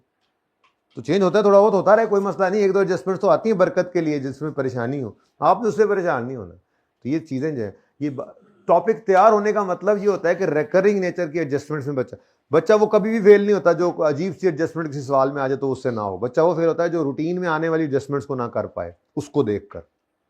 मुझसे क्या मसला है जी, हर सवाल 70% नंबर ले लो हर सवाल में से, तो टोटल कितने बनेंगे? 40%। अगर हर सवाल आप करो, हर सवाल में 70% नंबर लो, तो क्या टोटल एग्रीगेट 40% होगा? नहीं ना होगा। सादी सी बात है। ICAS से जब आज 2-3 साल पहले मीटिंग्स जब पेपर्स की बात करते तो कहते हैं बच्चे को ये समझ ही नहीं आती है कि हर सवाल आधा सही कर लूँ, आधा सही कर लूँ तो पास हो जाऊंगा। सिलेक्टिव स्टडी सबसे बड़ा मसला नजर आता है, और पेपर में अटेम्प्ट ना करना, डर जाना। जब सब पढ़ा हुआ है तो भाई अटेम्प्ट करो, ट्राई करो। चले खैर, ऑन 1 जुलाई, इधर देखें, 1 जुलाई पर डायलूटेड EPS, छोड़ो इसको साइड पे करो, ऐसे ही है ना, डायलूटेड EPS में जाएगा ना कि नहीं? इररिडीमेबल प्रेफरेंस शेयर्स है, मैं ऑर्डिनरी शेयर्स निकाल रहा हूँ, ठीक है। तो रिडीमेबल जो तो अच्छा रिडीमेबल है, जान छूट गई, आई लाइबिलिटी। आगे बढ़ो, बेसिक EPS 1 फरवरी पे 20 मिलियन शेयर्स हैं, और फिर ये किस पर हैं? बेहतरीन हो गया, किस दिन जी? 1 फरवरी 2021 पर shares issued at market price. लेकिन इधर कुछ लिखने से पहले याद होगा आप, हम हाँ जुलाई, अगस्त, सितंबर, अक्टूबर, नवंबर, दिसंबर, जनवरी 7, ठीक है जी। तो 7/12 12। अब यहाँ पे लिखो कितने, देख लें कितने, 20 मिलियन शेयर, यानी कि खुद ही उसने शेयर निकाल कर दे दिया। आसान आसान सवाल होते हैं। 20। अब पर्चे के अंदर से, टेस्ट के अंदर शायद आपको इसने तंग किया हो, तंग करना नहीं चाहिए था, मतलब करना जिनको किया था उनको कह रहा हूँ जी। अब इसके बाद कुछ भी नहीं हुआ, इधर देखो, इसके बाद तो आपका 2021 खत्म ही हो गया, आगे तो 2022 का साल शुरू हो गया, ठीक है। तो बस कहानी खत्म हो गई। इसके ऊपर लगा दो 5/12 और कोई राइट इशू वगैरह कुछ भी नहीं है, बताओ। अब ये ना क्लोजिंग है, ये क्लोजिंग है टोटल शेयर, लेकिन हमने बेसिक ईपीएस कैलकुलेशन में इनको नहीं लेना, हमने अपने वेटेड एवरेज को लेना है। 17 सुभान अल्लाह, व्हाट अ कोइंसिडेंस। हाँ 58.34।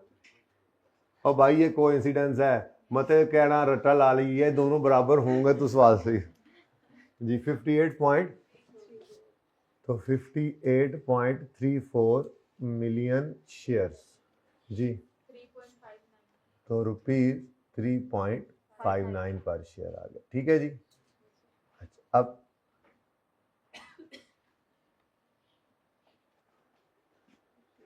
डाइल्यूटेड ईपीएस निकाल लें जी।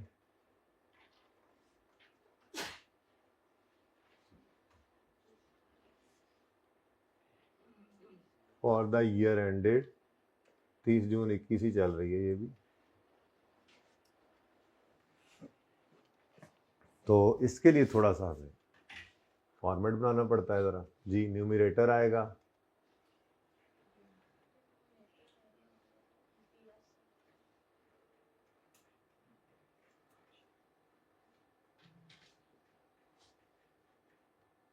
और ईपीएस,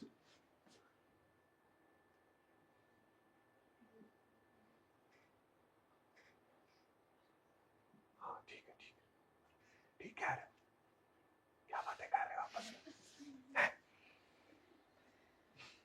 अच्छा जी, न्यूमरेटर, डिनोमिनेटर और ईपीएस, ठीक है जी। अच्छा, अब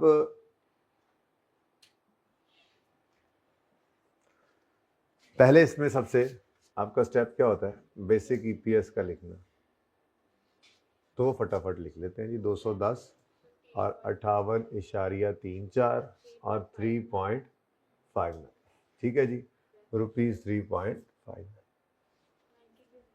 अब रैंकिंग की ज़रूरत तो नहीं है, लेकिन मैं तो नहीं छेड़ूंगा अपनी तरतीब को, आप ना करिएगा पर्चे में, पर मैं ये कह रहा हूँ कि रैंकिंग्स वाली वर्किंग इस तरफ कर लेते हैं ज़रा, इधर फिर मैं वो बढ़ा लूँगा, वेटेड एवरेज वाली वर्किंग इधर चलती जाएगी, क्या ख्याल है, ठीक है। तो रैंकिंग करते होते थे, मुझे पता है आपको इस सवाल में तकलीफ हो रही है रैंकिंग करते हो, पर मैं करूँगा फिर भी। तो नंबर 2 वर्किंग है जनाब, इसमें हमने रैंकिंग करनी है जी। तो मुझे यहाँ पर change in numerator, change in denominator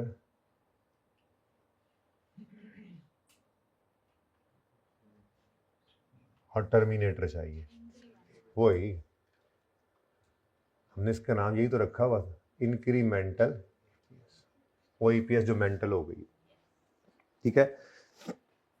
देखें जी, ये ब्रेक लगी हुई है, ब्रेक, इससे आगे 22 है, इससे आगे 22 है, तो इधर देखें तो ये भी ऑर्डिनरी शेयर, ये भी ऑर्डिनरी शेयर, सिर्फ ये है कन्वर्टेबल प्रेफरेंस शेयर्स। तो मुझे पता है आप यहाँ डायरेक्ट कर सकते थे, लेकिन ना, ऐसा नहीं, प्रेफरेंस शेयर्स है, प्रेफरेंस शेयर्स है, बस लिख दो प्रेफरेंस, ठीक है यार, रिडीमेबल लिख लो, ये लो, आप फिर कन्वर्टेबल भी लिख लो, फिर मतलब आप लिख लेना ना पूरा, कोई मसला नहीं, पर जगह तंग है। अब चेंज इन न्यूमरेटर, देखो भाई, वो कह रहा है कि 10 मिलियन 12% प्रेफरेंस शेयर्स हैं। अब तो पता है ना इस बात का 12% का मतलब क्या होता है।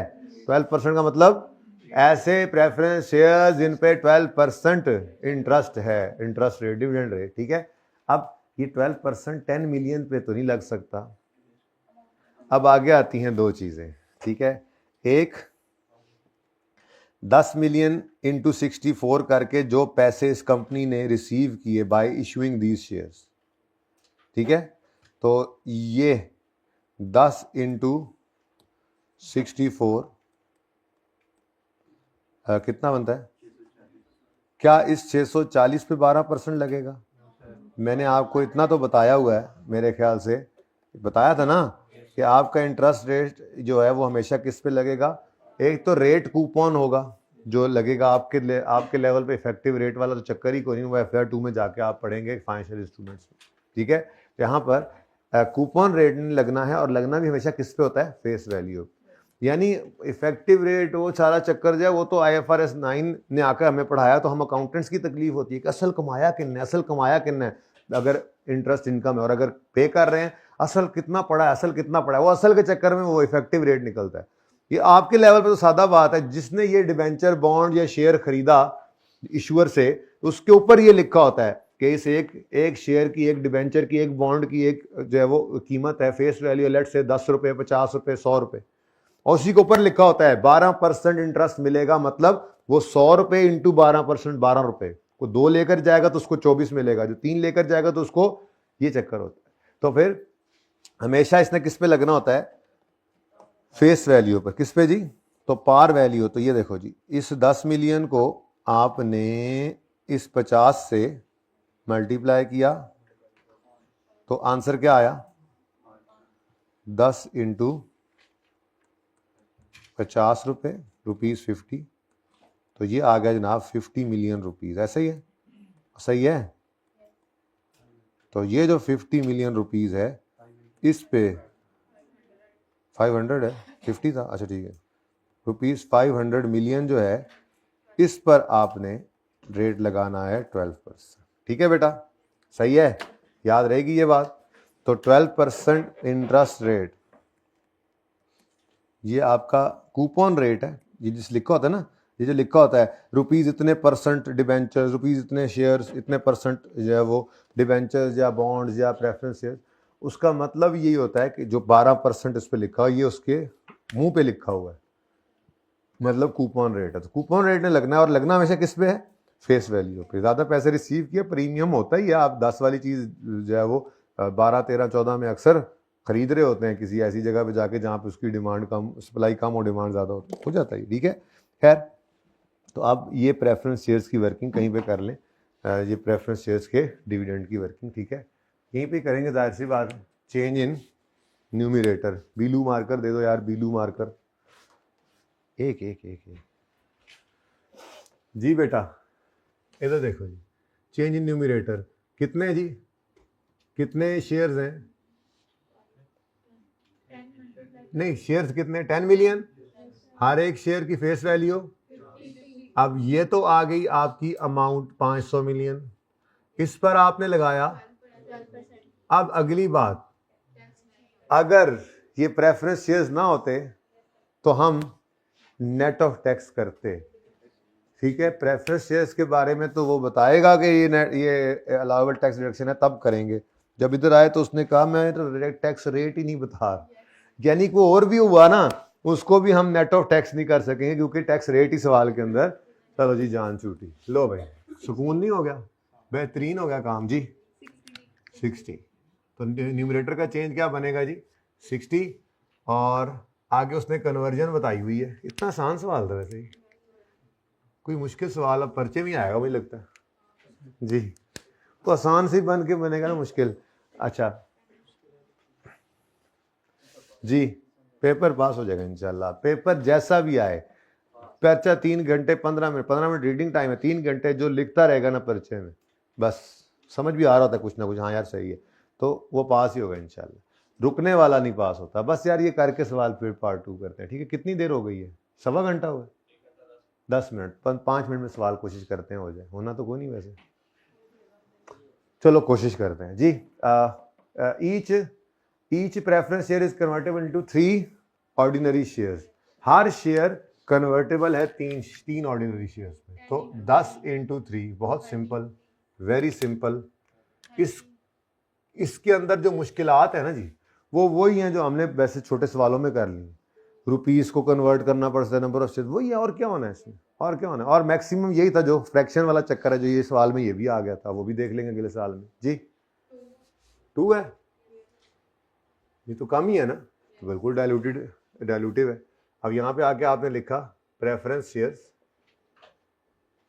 रिडीमेबल वाले, न्यूमरेटर में चेंज ला रहे हैं 60 का, डिनोमिनेटर में 30 का और 270 और 88.34 जो स्टेप बाय स्टेप चलता जाएगा, कभी परेशान नहीं होगा जी। 3.06 3.06 बस CPS आ। स्टेप बाय स्टेप चलने का मतलब ये है कि मत सोचो अभी अगले साल को, फिर जब अगले साल को ही पूरा कर लो फिर कहो ओहो हो अच्छा यार रीस्टेटमेंट आ गई, फिर शुरू हो जाओ, जहाँ जहाँ पर वो नज़र आ रहा है उसको पकड़ के रीस्टेट कर देंगे फिर, ठीक है। फिलहाल नहीं। अच्छा ले जी, अब ये साल हमारा हुआ ख़त्म, अगले साल की तरफ मूव करते हैं। अगले साल के अंदर प्रॉफिट गिवन, थोड़ी जगह की तंगी है ज़रा माजरत के साथ, 88.34 था ना जी। अच्छा अब अगले साल में आते हैं। अगले साल का प्रॉफिट भी हमें गिवन 250 हो गया।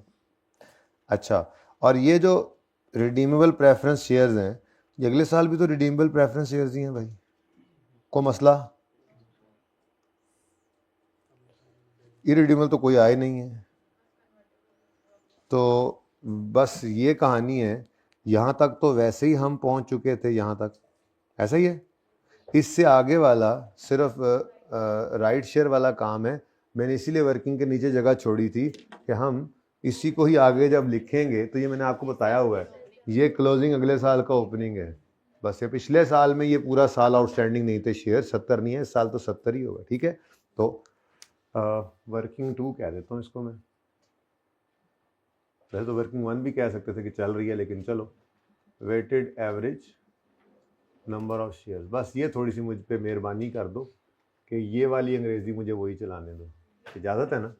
चलो अच्छा जी, अब डेट इसमें 1 जुलाई 2021 आई और आज ओपनिंग आ गया 70 से कहानी शुरू, ठीक है जी। उसके बाद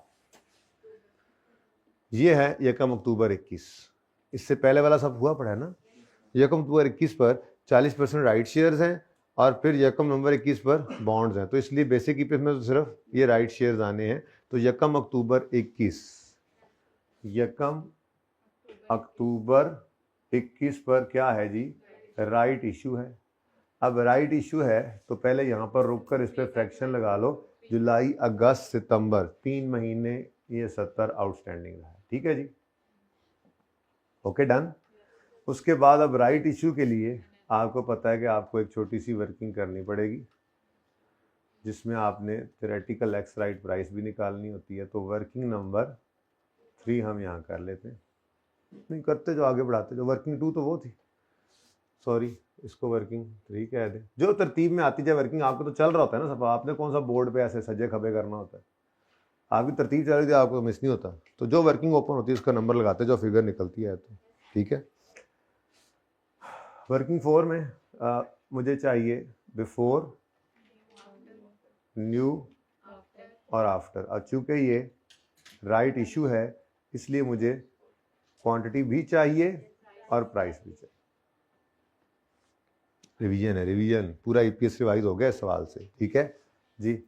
बहरहाल फिर भी वो लेवल तो आपको जो परफेक्ट लेवल है वो तो बहरहाल आपको मिलेगा। प्राइस लिखते थे यहाँ पे ज़रा प्रॉपर रिवीजन से। तो छोटे टॉपिक्स हैं, इतने बड़े टॉपिक्स में नहीं आता ये। As far as revision is concerned, तो कोई बच्चा अगर नियत करके बैठे तो एक सिटिंग में ही 4 से 5 घंटे में हो जाएगा। जब वो सारे सवाल एक सिटिंग में करेंगे ना आप, तो फिर इसके सारे पेचो खम, इसकी सारी चीज़ें, सारे कन्फ्यूजन आपके दूर हो जाएंगे। ऐसे ही हर टॉपिक करते जाना है, ठीक है। तो इंशाल्लाह इस टॉपिक को आज जाकर आपने अगला, आप छोड़ो वॉल्यूम 1 को छोड़ो, आज जाके आपने क्या करना है, तो यहाँ छुट्टी होनी है ना, आपने घर जाकर आपने कहना चलो जी आज मेरा ईपीएस की रिवीजन का दिन है, और बैठ के सारे सवाल ईपीएस के कर देने। इसी तरह से एक आधा टॉपिक में और भी दूंगा, ठीक है।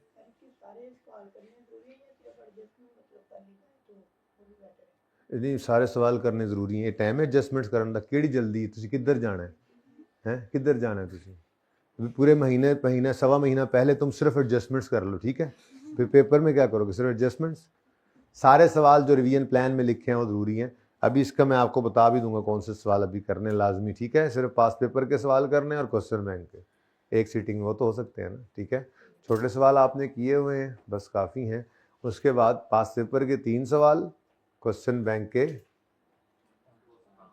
5 ही कर लो। मैं तो कहता हूँ जब पहले 2 कर लिए हैं ना अपने उस हिसाब से, मुझे वर्किंग, हाँ मुझे सोल्यूशन भी देना था। किस किस ने कहा था सोल्यूशन? चलो दोनों सोल्यूशन दे के जाएगा मुझे, ताकि टाइप करा के ना किताब में अगली बार वही लगाऊँ। अपने तरतीब से करना है। तो 5 सवाल क्वेश्चन बैंक के, 3 सवाल पास पेपर के, उसके अलावा कुछ है ही नहीं। उसके अलावा कुछ होगा तो वो मैं आपको दूंगा जब आपको रिवीजन प्लान आएगा। कुछ सवाल मुझे नजर आते नहीं यार, ये भी हो प्रैक्टिस क्वेश्चन में से, ठीक है। तो ये 5 सवाल कितनी को देर लगेगी यार? मेरे ख्याल में तो 3 घंटे भी नहीं लगने चाहिए, ठीक है। फिर MCQ थ्योरी वगैरह पढ़, तो कोई 5-6 घंटे आज लगाने हैं। 2 को टॉपिक्स आज तैयार करने हैं आपने, एक रिवीजन, ठीक है।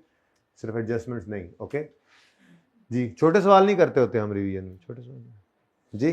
बिफोर 40% है, 40% है तो बिफोर 40 140 आगे करने की जरूरत नहीं, फिलहाल सवाल पूरा कर लें, ठीक है जी। अब बताइए जी, 70 है, 70 बिफोर राइट था 100, तो डिवाइड करोगे बिफोर से और मल्टीप्लाई करोगे न्यू से जी। 28, बस और तो कुछ नहीं, 98, ठीक है जी। अब इस 98 पर फ्रैक्शन लगा दो, क्योंकि इसके बाद क्या इशू हो रहे हैं? बॉन्ड्स इशू हो रहे हैं। इसके बाद क्या है? बॉन्ड्स हैं, तो वो तो शेयर्स हैं ही नहीं जी। कन्वर्ट होंगे तो डायलूट में देखेंगे 9/। अब चूंकि राइट इशू साहब तशरीफ ले आए हैं, तो अब अगला मसला आ गया। बताओ जी, राइट इशू में मुझे क्या चाहिए? एक इशू प्राइस चाहिए और एक इमीडिएटली बिफोर राइट इशू जो मार्केट प्राइस है वो चाहिए। तो कहता है 1 अक्टूबर पे 40% राइट इशू है eight a premium of 10 per share, eight a premium of.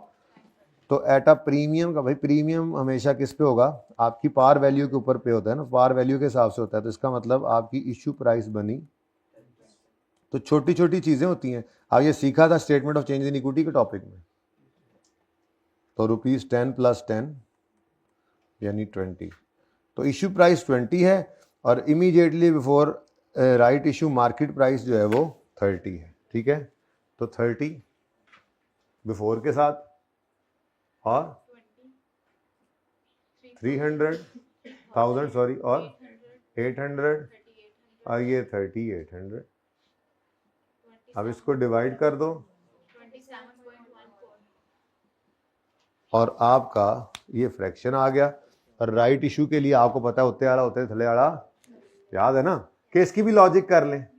नहीं याद है वो भी आपको। तो लॉजिक्स बिल्कुल, आप इसको क्या लेना पसंद करेंगे बेटा? ये क्या कह रहा है? 40 पर इशू प्राइस, हाँ 20, वो तो 20 है ना, तो 20 लिए जी। हाँ बेटा देखो, प्रीमियम 10 रुपये फेस वैल्यू है, उसके ऊपर जितना भी आप किसी से लेंगे वही प्रीमियम है ना। तो वो कह रहा है कि right share are issued at a premium of 10 per share. तो इसका मतलब फेस वैल्यू से 10 रुपये ऊपर थे। तो फिर इश्यू प्राइस तो 20 हुई, यहाँ लिखा था प्रीमियम ऑफ 15, तो 10 जमा 15 25 होता। आप स्टेटमेंट ऑफ चेंज इक्विटी का क्वेश्चन नंबर 1 या 2 करके देखें जाकर, ठीक है। पहली बार उसमें ये देखा था हमने, होमवर्क दिया था और अगले दिन कहा था हाँ भाई किस किस ने गलती की, याद आ रहा है? याद माजी साहब हैं जी। अच्छा जी, आप इसका क्या करें जी? ये आफ्टर राइट है, ये बिफोर राइट है, इसको आफ्टर कर लें। तो इनटू, हाँ उत्ते वाला उत्ते थले वाला थले 27.14। अभी छोड़ो इसके साथ क्या, पिछले वाले के साथ क्या करना है, छोड़ो अभी इसको जी। 19.34 70, एक मिनट क्लोज हो, 73.5 और 92. सुकून से कर रहे हैं आज हम 92.84 इंजॉइंग ना, आज टेंशन नहीं ना, आज हम रिलैक्स है मेंटली, काम सारा हो गया है। आप थोड़ा पक्का कर रहे हैं उनको चीज़ों को जिनसे उस्ताद डर रहा है ना, वो अपने उस्ताद जब माँ पे डर देना जिस चीज़ उधर ही तो डरा ना, तैयारी बहुत करा देने, जान नहीं देंगे, वो चक्कर होता है जी। 92.84 ले आए जी इधर। हेडिंग ही नहीं दी अभी तक, यूं कर लूँ ज़रा ऐसे। ये जनाब हमारा 2021 ओवर हो गया, अब 22 में खड़े हैं, तो पहले 22 में खड़े होकर 22 की ईपीएस तो निकालें, फिर मसला जो आया वो देखते हैं, ठीक है, ताकि मैक्सिमम मार्क्स आ जाएं, अगर उसमें गलती हो भी जाए तो खैर। तो basic EPS for the year ended 30 June 2022 में निकाल रहा हूँ जी, और ₹250 मिलियन प्रॉफिट है। कोई इररिडीमेबल प्रेफरेंस शेयर्स नहीं है कि उनका डिविडेंड माइनस करें, और weighted average number of shares ये हमने निकाले 92.84 मिलियन। वर्किंग नंबर 3 2.6 पर शेयर, ठीक है जी। अब बारी आती है जी डाइल्यूटेड ईपीएस की। डाइल्यूटेड ईपीएस 2022 वाली। तो इसमें आपको न्यूमरेटर चाहिए, डिनोमिनेटर चाहिए। अब 2 हो गए ना इस दफा, तो प्रेफरेंस शेयर्स पहले से पड़े थे और बॉन्ड्स नए आ गए, अब तो पक्का करना ही पड़ेगा ना जी। तो वर्किंग 5, फिर रैंकिंग आ गई। लंबा ही है सवाल बस, और तो कुछ नहीं है, बार बार एक काम करी जा रहे। अब चेंज इन न्यूमरेटर, ऊपर वाली वैसे हेडिंग चल ही जानी थी, लेकिन चलो। Change in denominator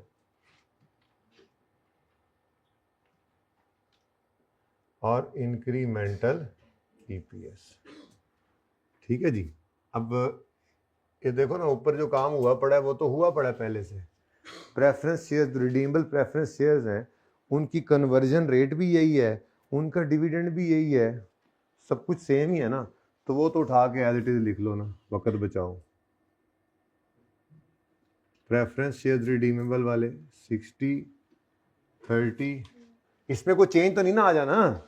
change numerator, change denominator, अगले साल भी वही प्रेफरेंस शेयर्स हैं, इन्होंने इतने ही ऑर्डिनरी शेयर्स में कन्वर्ट होना है, इतने ही इसके ऊपर इंटरेस्ट सेविंग हमें मिलनी है, नेट ऑफ टैक्स इसको नहीं करना, वही वाली बात है जो पहले थी, कोई नई चीज़ नहीं है, ठीक है। नई चीज़ ये 1 नवंबर 21 पर हमने बॉन्ड्स इशू किए।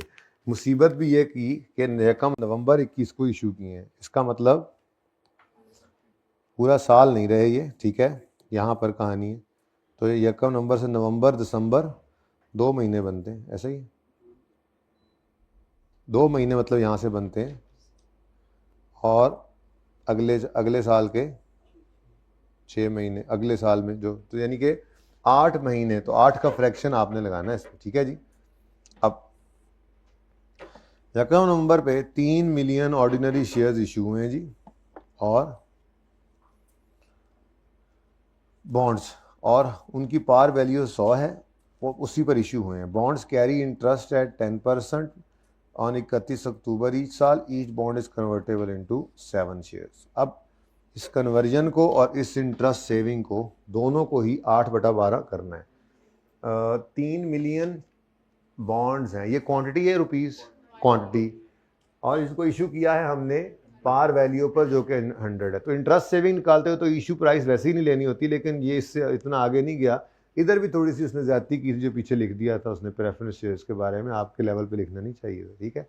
बहरहाल तो 100 इंटू 3 300 आ गया, 300 मिलियन रुपीस आ गया, इस पे लगेगा 10%, और टैक्स रेट होता तो हम नेट ऑफ टैक्स करते, ठीक है, पर वो है नहीं। अब इधर आए, हमने यहाँ पर लिखा क्या चीज़ है जी, बॉन्ड्स है। अच्छा, अब ये बॉन्ड्स हैं जनाब, इनके बारे में इधर देखिएगा प्लीज़। 3 इंटू 100 ये आ गया जनाब रुपीस में, इंटू 10% कर दिया, ठीक है। अब ये 10% से पूरे साल का इंटरेस्ट आया है, ठीक है। इस पूरे साल के इंटरेस्ट को आपने 8/12 करना नहीं भूलना, ठीक है। और अगर टैक्स रेट गिवन होता तो फिर अब इसको हम करते नेट ऑफ टैक्स, वो अलग बात, वो अपनी जगह था, तो चूंकि टैक्स रेट सवाल में नहीं है इसलिए हमने नेट ऑफ टैक्स नहीं किया, ठीक है। क्या आता है आंसर 20। अच्छा, each bond is convertible into 7 ordinary shares. तो कितने हैं टोटल? 3 मिलियन बॉन्ड्स हैं। हर बॉन्ड अगर 7 मिलियन शेयर्स में कन्वर्ट हो सकता है तो ये 3 इंटू 7 करना है। लेकिन ये वाला काम जैसे यहाँ पर शेयर्स पूरा साल नहीं रहते तो फ्रैक्शन लगाते, यहाँ पे भी ये पूरा साल अज्यूम करोगे कि ये तो नहीं रहेंगे। जी बोलो, टाइम फ्रैक्शन लगा दिया हमने।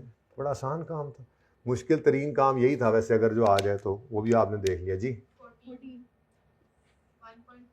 ये तो आया है ना, आई कैप के पास पेपर 3 में था ना ये अब देखो क्वेश्चन बैंक में पहले से पढ़ा हुआ। क्वेश्चन बैंक तो हर पास से 3 के आने से पहले भी करवाया जाता था। ठीक है जी, 1. बस जी, तो इसका रैंक 1 है। ठीक है, चलो जी, अब सबसे पहले लिख लेंगे हम बेसिक ईपीएस। जी 250 92.84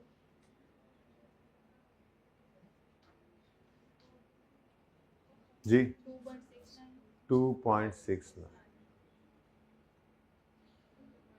break is coming just on the corner, break is just around the corner, break is coming, 5 minutes की break is coming।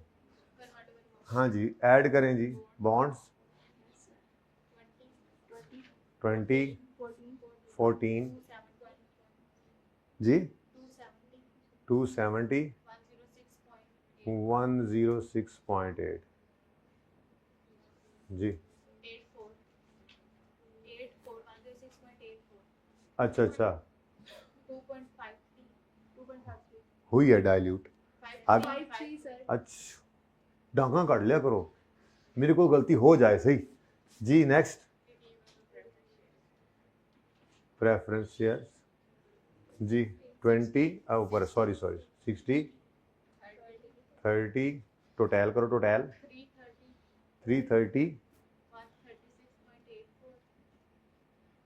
बहुत काम आएगी इंशाल्लाह आपको ये प्रैक्टिस, ये काम, ये लंबा सवाल याद रखना इंशाल्लाह। दुआ है मेरी आप आने वालों को और घर पे सुनने वालों को, और जिन्होंने दोनों काम नहीं किया अल्लाह उनकी गैब से मदद करे। अब क्या कह सकते हैं, दुआ तो कर सकते हैं ना, अल्लाह के लिए तो मुश्किल कोई नहीं ना। अब जो है अब हैं तो अपने बच्चे ना जी। तो भैया आपकी क्या आ गई, डाइल्यूटेड ईपीएस।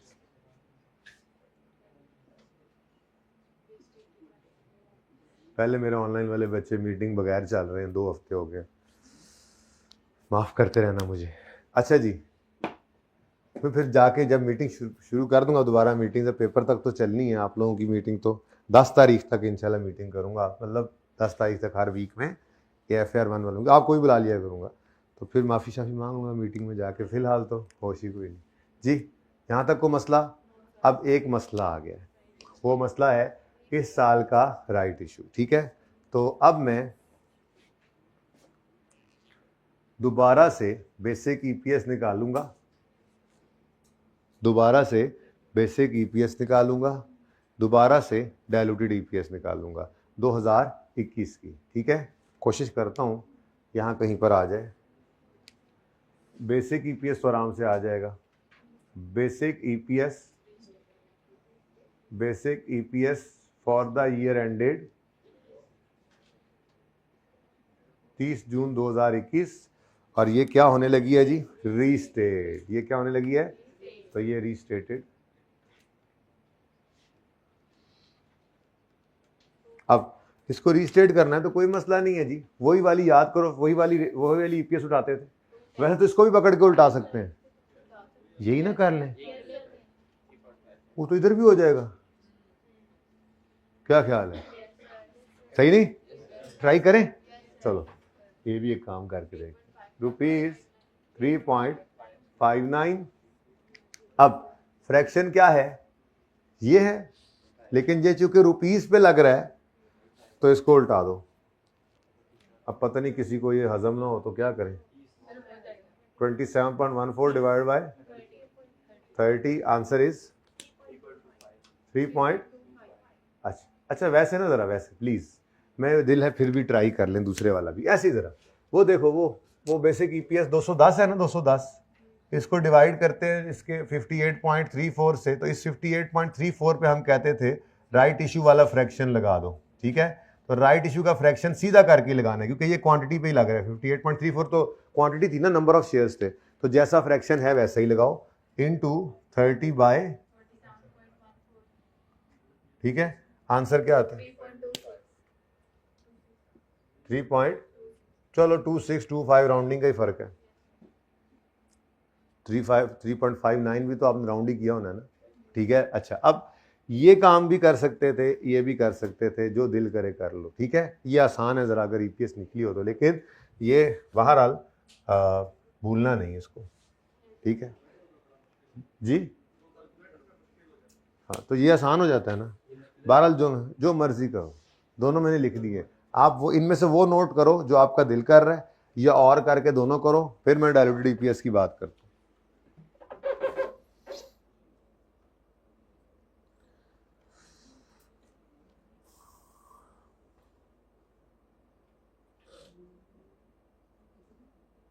अच्छा जी, अब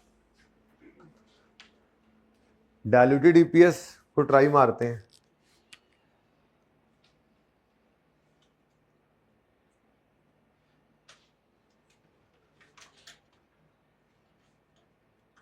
for the year ended 30 June 21, restated, ये भी रीस्टेट होगी। असल में इसके रीस्टेट होने की वजह सिर्फ बेसिक ईपीएस का रीस्टेट होना है। बेसिक ईपीएस रीस्टेट होगी तो डायल्यूटेड। देखो ना, अब असल में हुआ क्या है, इधर देखो जरा, असल में हुआ क्या है, असल में हुआ क्या है, इसका जरा आंसर बताना इस नीचे वाले फ्रैक्शन का। 64.48, यानी ये देखो, जो आपका पिछले साल यहाँ पर 58.34 यूज हुआ था, वो 64.48 हो गया, ऐसा ही है ना। तो ये 64.48 हुआ है, तो ये बदल गया है।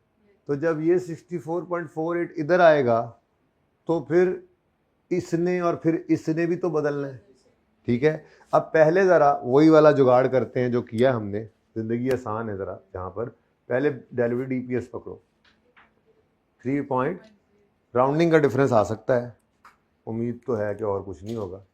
इसको 27.14 डिवाइडेड बाय 30 करो जी, 2 पॉइंट, ठीक है जी, ₹2.77 पर शेयर। अब इसी को इधर देखो कि जब ये शेयर्स ऐसे हो गए, मैं जरा ज़बानी कलामी करा रहा हूँ, 210 के अंदर क्या ऐड हुआ है डायल्यूटेड निकालते हुए, 210 में क्या ऐड हुआ है, 60 में। ज़रा ऐसे, मुझे बचपन में याद है पहले ऐसे करते थे, मैं ज़रा लंबी वर्किंग नहीं कर रहा, 60, और इधर क्या ऐड हुआ पड़ा देखो 30, जो बोलो आंसर क्या आता है, 2 पॉइंट, और सराउंडिंग का डिफरेंस, नथिंग एल्स, ठीक है। अब आपकी मर्जी है, आप जिस तरह से मर्जी कर लिया करो, राउंडिंग है। अगर आप पॉइंट्स 4 तक ले जाओ डेसिमल में तो फिर कोई मसला होना नहीं है, ठीक है। देखो असल में हुआ क्या है यहाँ पे, असल में ये किया मैंने कि इधर आकर ना आप ये वर्किंग पूरी उठा कर अगर यहाँ ले आओ तो क्या करोगे आप सिर्फ इस 58.34 पे फ्रैक्शन लगा दोगे सीधा करके, ठीक है ना, फ्रैक्शन लगा दोगे, ये 30 ओवर जैसे लगाते होते हैं, ठीक है। जब यहाँ पर इस वर्किंग में ये फ्रैक्शन लग जाएगा तो ये शेयर्स बदल जाएंगे, बाकी तो कुछ भी नहीं बदला, सिर्फ ये शेयर्स बदले, ठीक है। तो ये शेयर्स बदलोगे, एक बात है, ये सही नहीं है मेरे हिसाब से, इधर देखो, ये सही नहीं है, ये सही आपने, ये सही है वैसे, आपने 64.48 पर जो लगाया, ये आपने किया कि आपने सिर्फ 58 पर लगाया है ये, ठीक है ना। असल में जो मैंने वो 3.06 उठाया है, तो मैं यही सोच रहा हूँ कि मुझे डायल्यूटेड ईपीएस रीस्टेट करने के लिए शॉर्टकट नहीं लगाना चाहिए, ठीक है, मुझे लॉन्ग कट से ही करना चाहिए। ओके, सही है, तो कर लेते हैं। बल्कि तरीका एक ही बेहतर होता है, वही वजह करते हैं। ज़रा इस वर्किंग को अगर मैं इधर ले आऊँ, आपकी इजाज़त ना भी हो तो, बिफोर, मुझे शक पड़ गया, मैं घर पे देखूंगा आराम से इसको, तो फिर आपको ओके करूंगा, फिलहाल नहीं। मैं ये चाह रहा हूँ कि ये मैंने भी लगता है मैंने गलत कर दिया, तो इसलिए ऐसे ना करें जी। 100 था, 40 था, इसलिए लिख रहा हूँ कि ये यूज़ कर रहे हैं ना बार बार, 30, 20 और 3000, 800, 30, 800। ठीक है जी।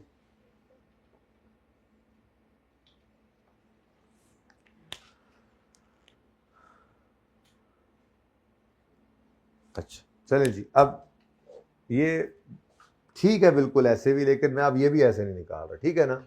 अब मैं नहीं निकाल रहा, मैं दूसरा फार्मूला ही लगाऊंगा, मुझे नहीं पता। भाई एक जैसा रखो, फिर मैं देखूंगा, फिर कल बता दूंगा, कोई मसला नहीं, ठीक है।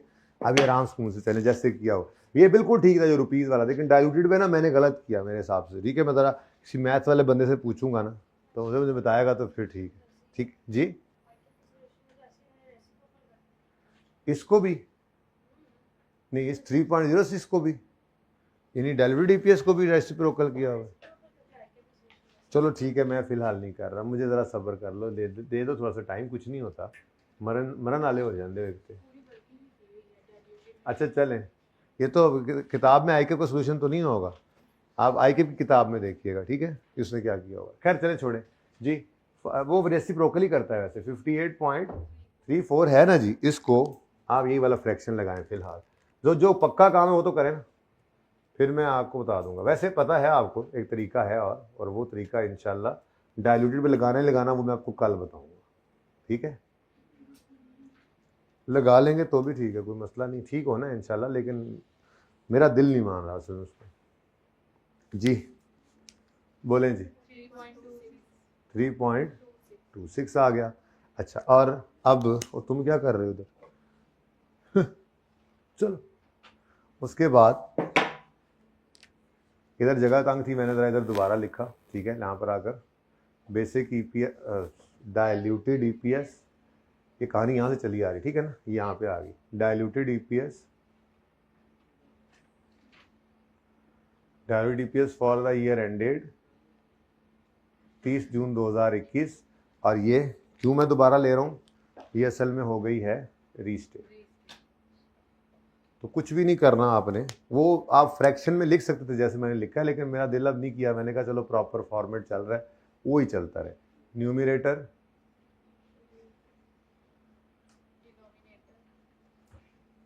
डिनोमिनेटर,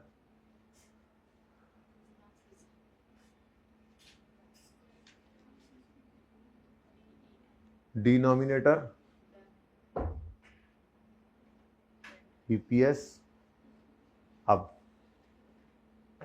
आप यहाँ पर बेसिक ईपीएस ही असल में आपने रीस्टेट करनी थी ना, तो आपने क्या किया, अब अगर देख लो तो एक स्टेप यहाँ पे लगा भी सकते हो, एक स्टेप यहाँ पे बीच में इंसर्ट कर लो ताकि आपको और आसानी हो जाए कि 20 मिलियन जो है, 10 मिलियन जो है उसको डिवाइड किससे किया, 60.48 या 9, अब यही लड़ाई है बस। अच्छा वैसे तो ले, क्या आंसर आया था जी? 3.26 रुपीज़, 3.26, ठीक है। तो यही वाला काम आप यहाँ पर लिख सकते हैं आराम से कि न्यूमरेटर, और असल में तो ये चेंज हो गया 68.4, ठीक है जी। तो जब ये चेंज हुआ है तो बाकी तो कुछ चेंज हुआ नहीं है, ये चेंज हुआ है, तो इस वजह से ये 3.26 हो चुका है। यही तो रीस्टेटमेंट हुई है असल में ये रीस्टेटमेंट है और कुछ मसला नहीं हुआ, ठीक है। उसके अंदर फिर आपने क्या करना है, वही बस उठाकर लिख दे। प्रेफरेंस शेयर्स थे इस साल में तो सिर्फ 60, 30 जी, 270, तो ये 2.86 मेरे हिसाब से बिल्कुल ठीक है जी। तो ये आपकी डाइल्यूटेड ईपीएस आ गई, और वो भी कौन सी वाली, रीस्टेटेड वाली, ठीक है। तो ये इस तरह से कर लेना, मेरा मशवरा है। फिलहाल तो ऐसे ही करो, फिर देखते हैं। तो मुश्किल कुछ भी नहीं है, बस स्टेप बाय स्टेप चलते जाना है, ठीक है। बिल्कुल भी आपने परेशान नहीं होना, सवाल जैसा मर्जी होता है। और इस पूरे सवाल में अगर आपकी कोई एक दो गलतियां हो भी जाएंगी तो वो सवाल आपको फेल नहीं करा, वो सवाल आपका फेल नहीं हो रहा होगा, ठीक है। ओके, यहाँ पे यार इसको पूरा ज़रा बैक करके ना एक तस्वीर में लें, पार्ट 1 क्लोज कर दे।